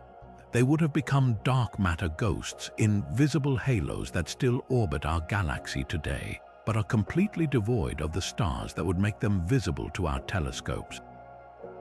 This elegant solution, known as radiative feedback, could perfectly explain the missing satellites. The process wouldn't have been a single, instantaneous event, but a gradual one that depended on a halo's mass and its local environment. The very smallest halos with the weakest gravity would have been sterilized completely and universally. Slightly larger halos might have formed a first, precious generation of stars before the ultraviolet background rose to an intensity that evaporated their remaining gas reservoir, leaving them as faint, ancient relics with all their star formation happening in a brief initial burst.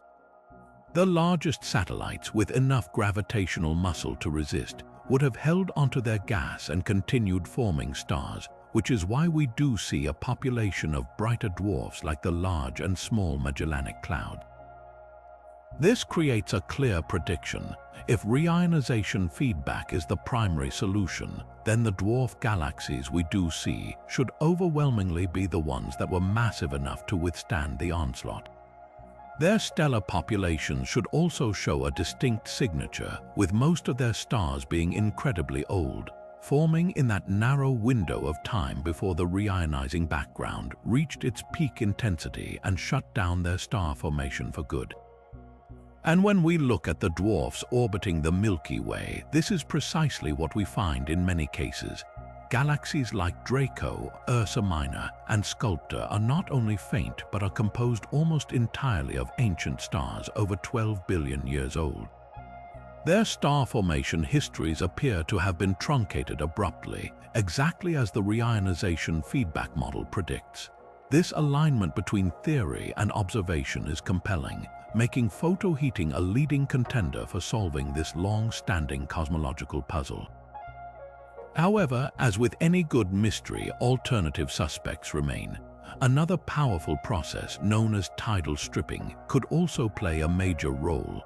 As dwarf galaxies orbit a massive host like the Milky Way, they are subjected to immense gravitational tides that can pull them apart, stripping away their stars and gas. It's possible that many small satellites were simply devoured and digested by our galaxy over billions of years, their stars scattered into the Milky Way's halo. Supernova feedback is another internal mechanism.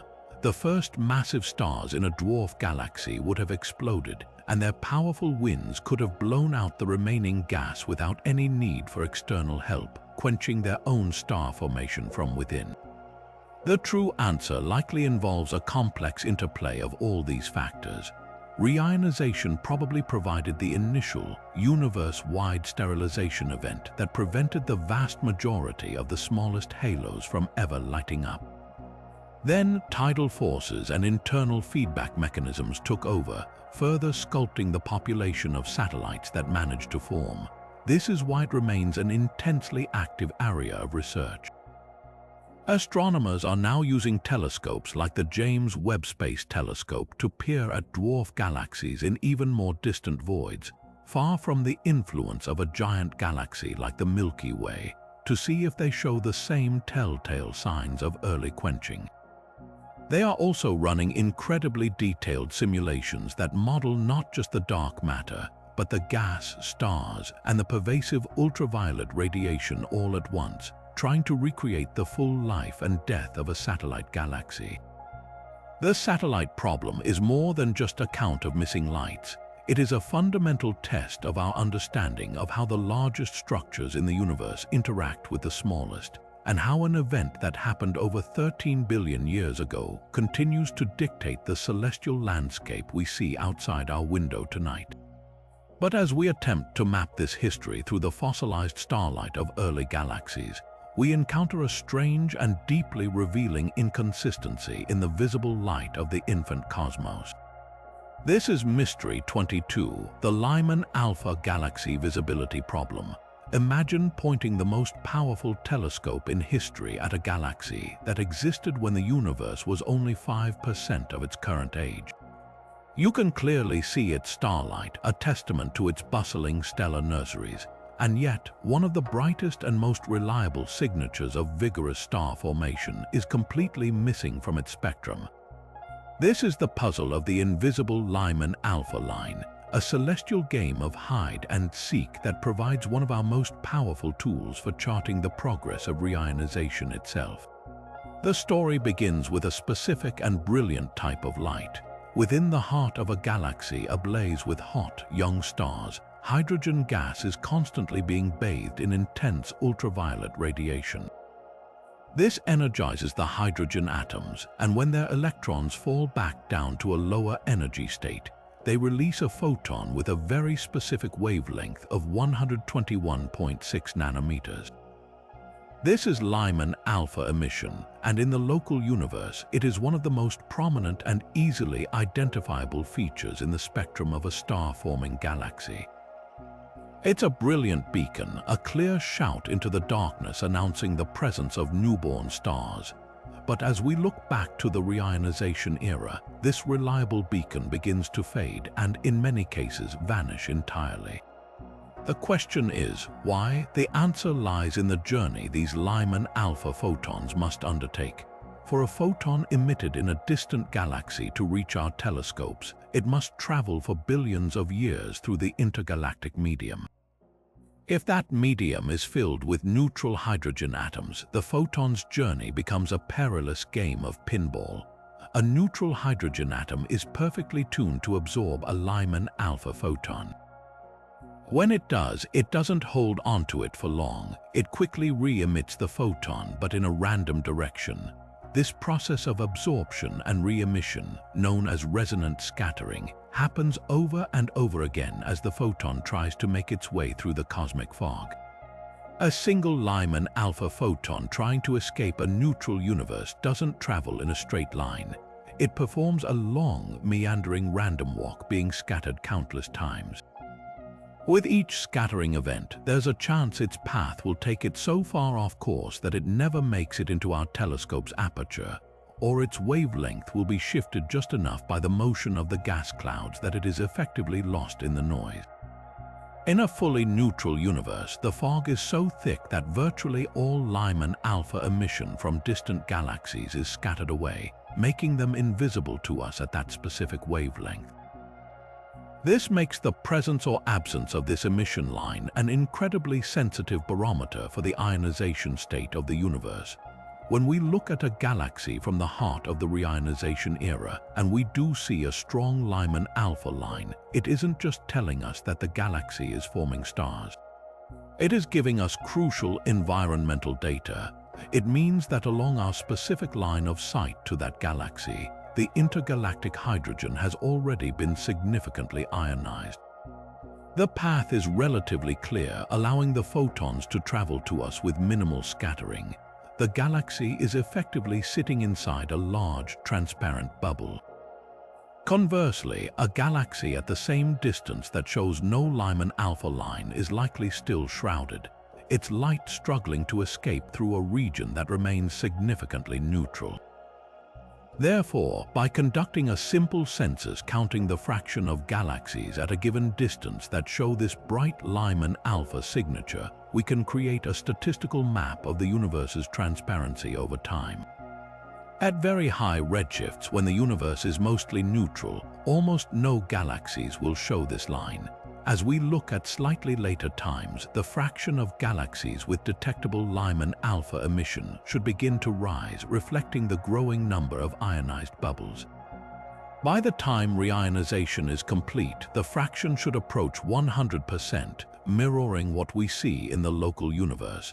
This technique provides a completely independent and powerful way to measure the timeline of reionization, and the results have been striking. Observations show a dramatic drop in the fraction of Lyman alpha emitting galaxies beyond a redshift of about 6, painting a picture of a universe that was rapidly transitioning from opaque to transparent around that epoch. However, the story is not without its own complexities. The visibility of this emission doesn't depend solely on the intergalactic medium. It also depends on the internal environment of the galaxy itself. A galaxy with copious amounts of its own neutral hydrogen and dust can absorb its own Lyman alpha photons before they even leave the vicinity, a process known as self-absorption. The galactic winds from supernova can also play a role, blowing clear holes in the galaxy's own gas and creating low-density channels that allow the photons to escape more easily. This means that when we fail to detect the line in a specific galaxy, we must ask, is it because of the cosmic fog outside, or because of conditions within the galaxy's own walls? Disentangling these two effects is a major challenge, but it also adds another layer of intrigue. By studying the detailed shape and strength of the Lyman alpha line in galaxies where we can see it, astronomers can actually infer the properties of the gas flows within these primordial systems, turning a simple diagnostic of the cosmic environment into a powerful probe of the internal workings of the universe's first galaxies.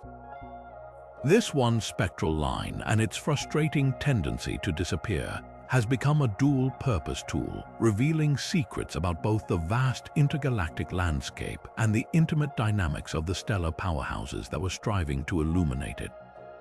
But just as we use the missing light from galaxies to map the cosmic fog, we can turn to the most brilliant beacons in the early universe for an even more powerful probe. This brings us to our 23rd mystery, the Quasar Near Zones mystery.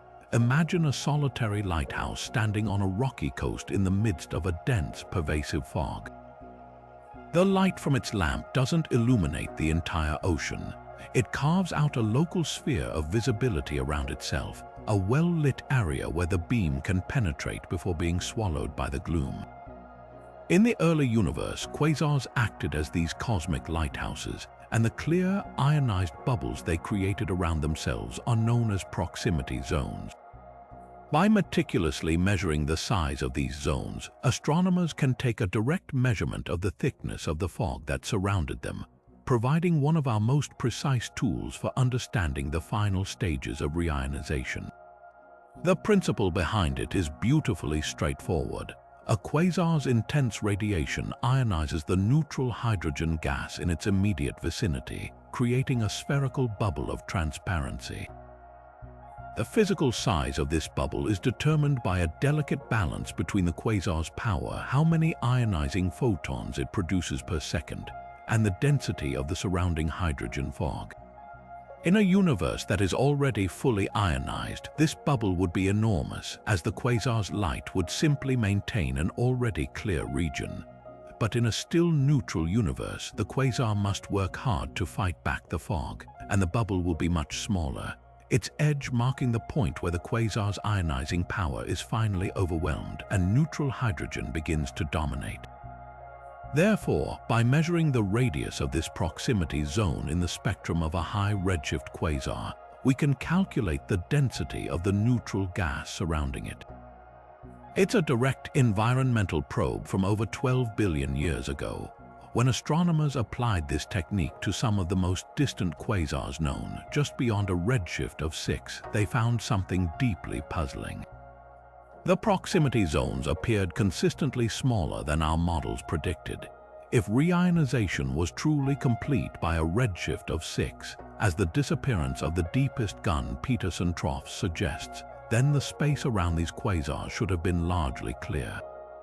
Their light should have carved out massive bubbles, Instead, the smaller zones indicate these quasars were still struggling against a significant residual neutral fraction.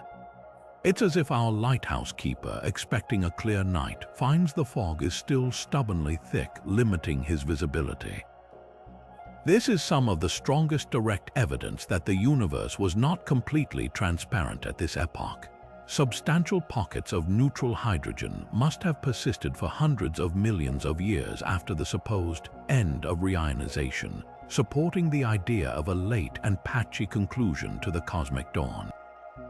However, this elegant method comes with its own set of formidable complications.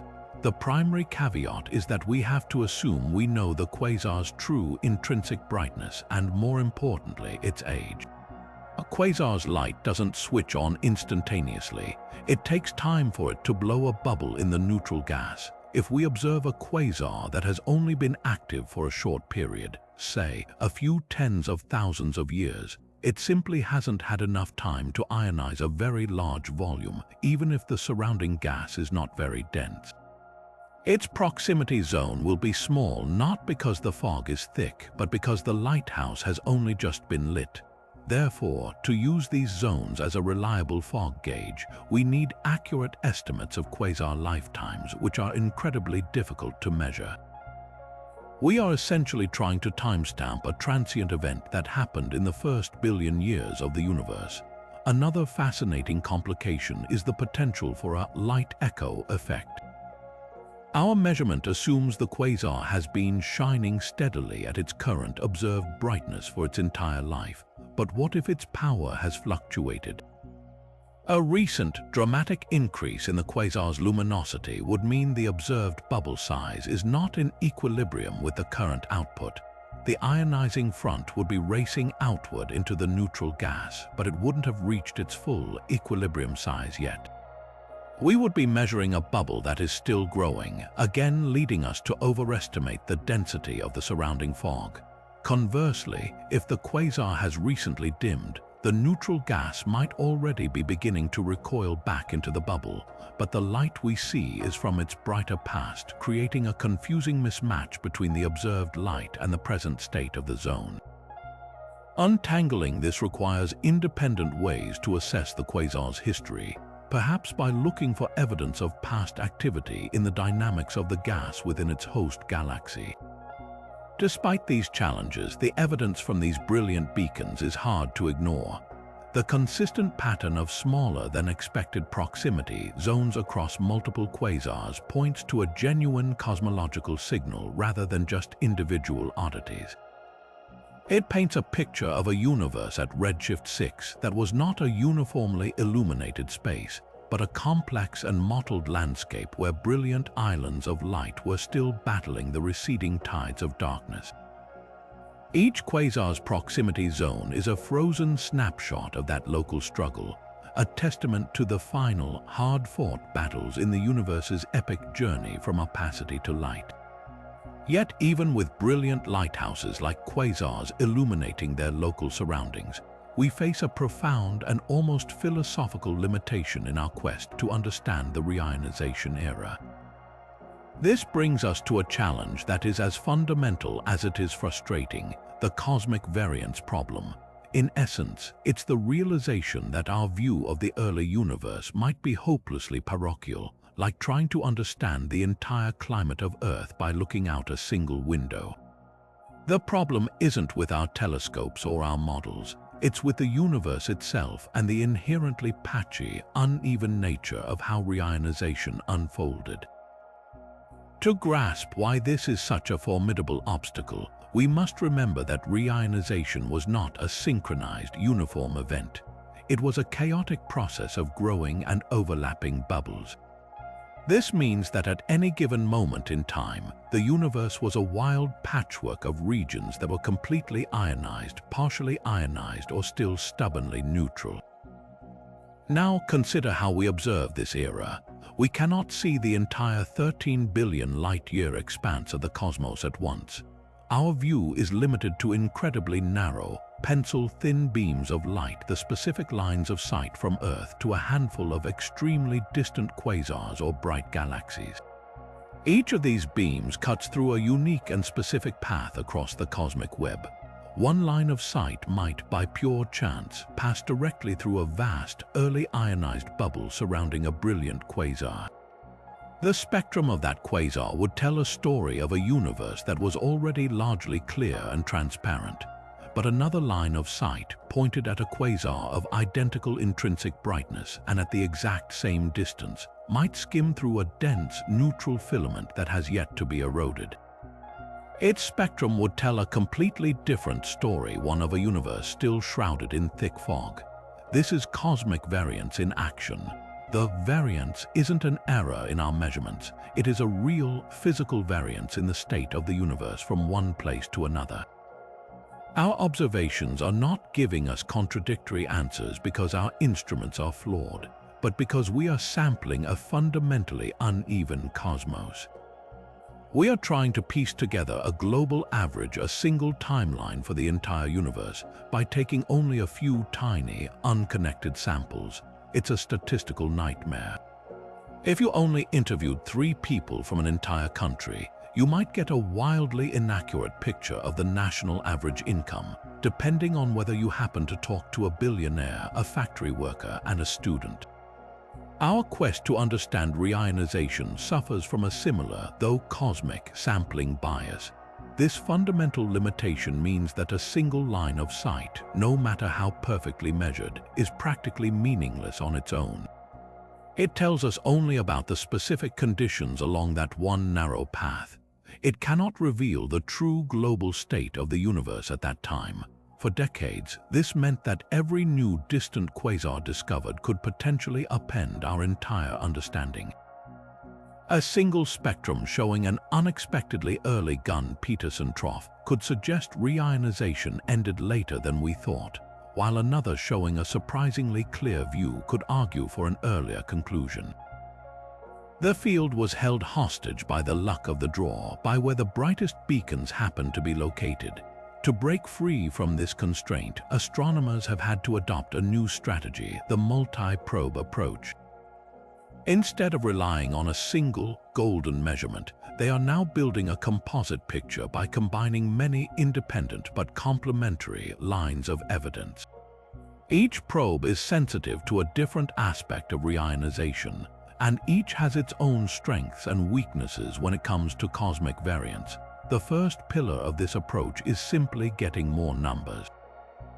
By using telescopes like Webb to find not just a handful, but hundreds of high redshift quasars and galaxies, we can finally start to build a large enough sample size to beat down the cosmic variance. With enough lines of sight, the random fluctuations begin to average out, and the true global signal can emerge from the noise. It's the difference between interviewing 3 people and conducting a national census. The second pillar involves using probes that are inherently more global in nature. This is where the 21-centimeter radio signal holds immense promise. While a single quasar spectrum gives us a one-dimensional straw poll, a 21-centimeter map provides a genuine ballot count across a huge volume of space. Experiments like HERA and the Future Square Kilometer Array are designed to map the neutral hydrogen across vast swaths of the sky, effectively taking a snapshot of the entire cosmic patchwork at a specific moment in time. This doesn't eliminate variance, it actually shows it to us in all its glory, but it allows us to measure its extent directly and then calculate a true global average from a massive dataset, not a narrow sample. The final pillar is the clever combination of techniques that probe different physical scales. The polarization of the cosmic microwave background from Planck gives us a single, integrated number, the optical depth tau, that represents the entire universe's reionization history, but it lacks any detail on how it happened. The Lyman alpha forest in quasar spectra gives us exquisite detail along a line of sight, but suffers from terrible cosmic variance. The prevalence of Lyman alpha emission in galaxies provides a statistical measure of the typical bubble size. By weaving all these threads together, the global average from the CMB, the statistical distribution from galaxy surveys, and the detailed environmental maps from 21-centimeter astronomy, we can cross-check each method against the others. A model that fits the CMB data must also be able to reproduce the distribution of proximity zone sizes and the patchiness seen in the radio maps. This multi-pronged assault is our only way to overcome the cosmic variance challenge, transforming it from a paralyzing limitation into a complex puzzle that, when solved, will give us not just a timeline, but a full three-dimensional movie of the universe's greatest transformation. And so we arrive at the final and perhaps most conceptually profound mystery of the Cosmic Reionization Era. After exploring the sources of light, the structure of the fog, and the complex feedback loops, we must now confront a deceptively simple question: how did it all end? Pinpointing the precise moment of reionization's conclusion is not just a matter of historical curiosity. It is the key that unlocks our understanding of the entire process's duration, intensity, and ultimate cause. Yet, this final signature remains one of the most elusive and debated aspects of the entire cosmic dawn. Defining the end of reionization is far trickier than it sounds. We are not looking for a moment when the very last neutral atom in the universe was ripped apart. That is a practical impossibility. Instead, astronomers define the end as the point when the universe became transparent to ultraviolet light on large scales. This is the moment when the ionized bubbles have overlapped so completely that a photon from a distant quasar has a clear, uninterrupted path through the vast intergalactic highways, with a 99.9% probability of not being absorbed. It's the cosmic equivalent of a fog lifting to the point where you can finally see the horizon clearly. But reaching this state was not a simple, singular event. The universe is vast and fundamentally lumpy, filled with dense knots of gas and vast, empty voids. The ionization fronts would have raced through the empty voids with ease but stalled at the dense filaments of the cosmic web. This means the final stages were a protracted mop-up operation, a tedious process of hunting down and eliminating the last stubborn holdouts of neutrality. The end, therefore, wasn't a wall. It was a fading finish line that different parts of the universe crossed at slightly different times. This leads directly to the central question of the ending's nature. Was it a sharp, rapid phase transition or a long, gradual tailing off? Imagine two different ways to watch ice melt in a glass. You could blast it with a blowtorch, causing it to vanish in a quick, dramatic cloud of steam, a rapid, violent phase change. Or you could leave it in a warm room, watching it slowly and gradually shrink over hours, a gentle, lingering demise. Both processes end with liquid water, but the path to that end is radically different. In the rapid ending scenario, reionization was driven by a sudden, overwhelming flood of radiation, perhaps from a dominant population of incredibly bright and efficient sources like quasars or monstrously large galaxies. These powerful engines would have created enormous bubbles that grew quickly and merged in a swift, decisive victory over the neutral hydrogen. The universe's transparency would have switched on almost like a light bulb. In the gradual ending scenario, the work was done by a vast number of smaller, less efficient sources like countless faint dwarf galaxies. Their collective light would have slowly and patiently eaten away at the fog, eroding it bit by bit over hundreds of millions of years. The universe would have brightened like a slow sunrise, with no single moment you could point to and say, "There, it is done."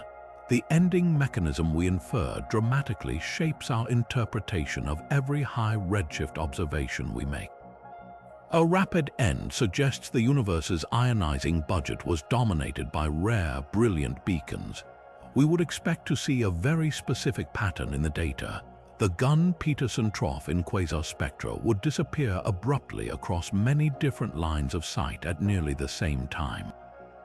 The Lyman alpha emission from galaxies would become widespread almost instantly.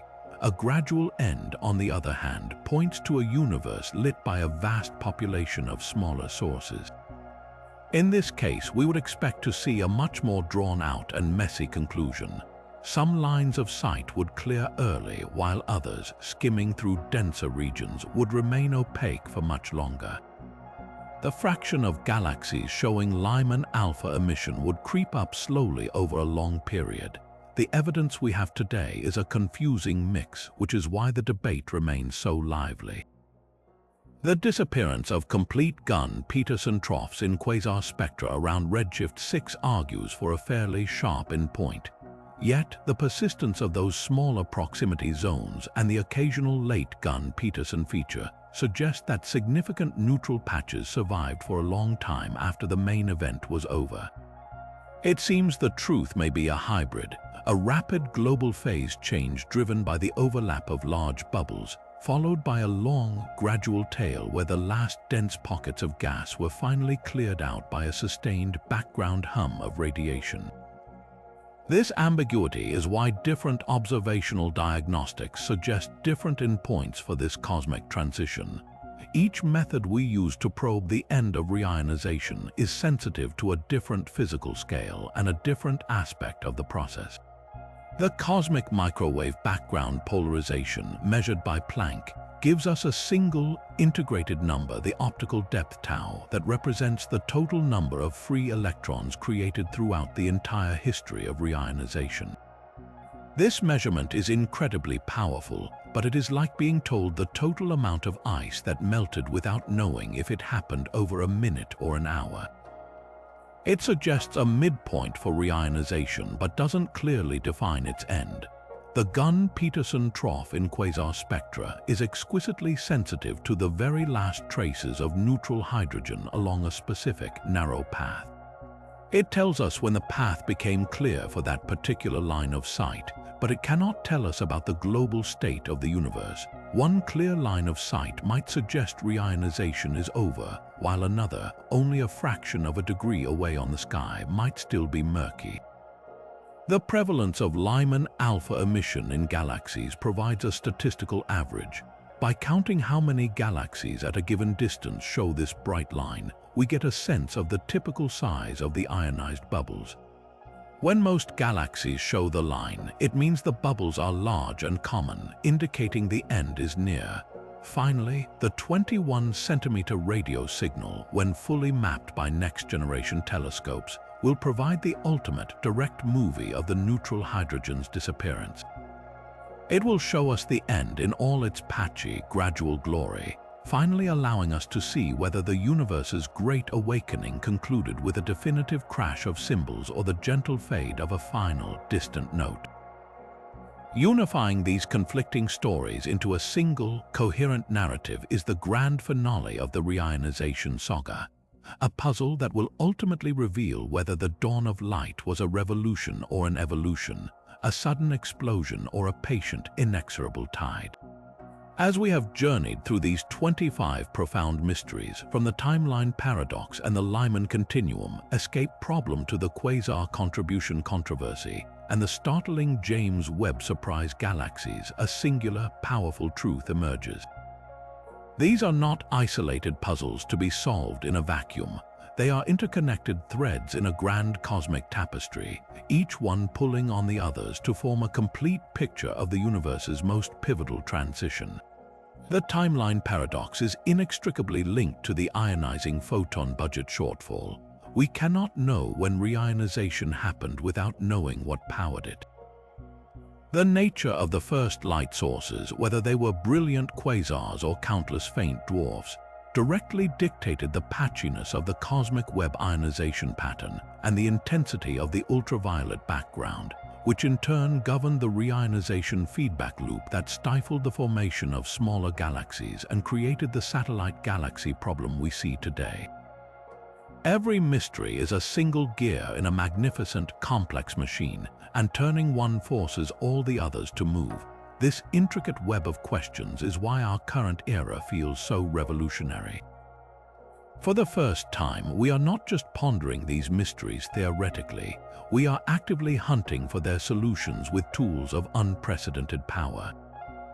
The James Webb Space Telescope is our premier cosmic detective, peering back to directly census the faintest dwarf galaxies and measure their leakiness, potentially closing the photon budget shortfall for good. Meanwhile, a new generation of radio telescopes like the hydrogen epoch of reionization array and the future square kilometer array are listening for the faint 21-centimeter hum from the neutral hydrogen itself, preparing to deliver a full three-dimensional movie of the reionization process and finally mapping its patchwork nature to end the problem of cosmic variance. These instruments work in beautiful concert. Webb identifies the suspects and the radio arrays find their fingerprints at the scene. Within the coming decade, the synergy between these observatories promises to transform our collection of fascinating mysteries into a coherent, evidence-based history of the cosmic dawn. Yet, even as we stand on the precipice of these discoveries, the fundamental wonder remains. The story of reionization is our own origin story. It is the epoch that shaped the universe into a transparent, structured arena where galaxies like our Milky Way could eventually form, and within them, planets like Earth, and on them, life that could one day look back and ask how it all began. Solving these mysteries does not diminish their awe, it deepens it, replacing vague wonder with a profound, detailed appreciation for the complex physics that orchestrated our existence. The next chapter of this story will be written by the data streaming down from these magnificent observatories, and it will be the most thrilling chapter yet. Which of these 25 cosmic mysteries captures your imagination the most? Is it the possibility of an earlier, colder universe hinted at by the 21-centimeter anomaly, or the shocking maturity of Webb's first galaxies? Share your thoughts in the comments below, and don't forget to subscribe for more deep dives into the universe's great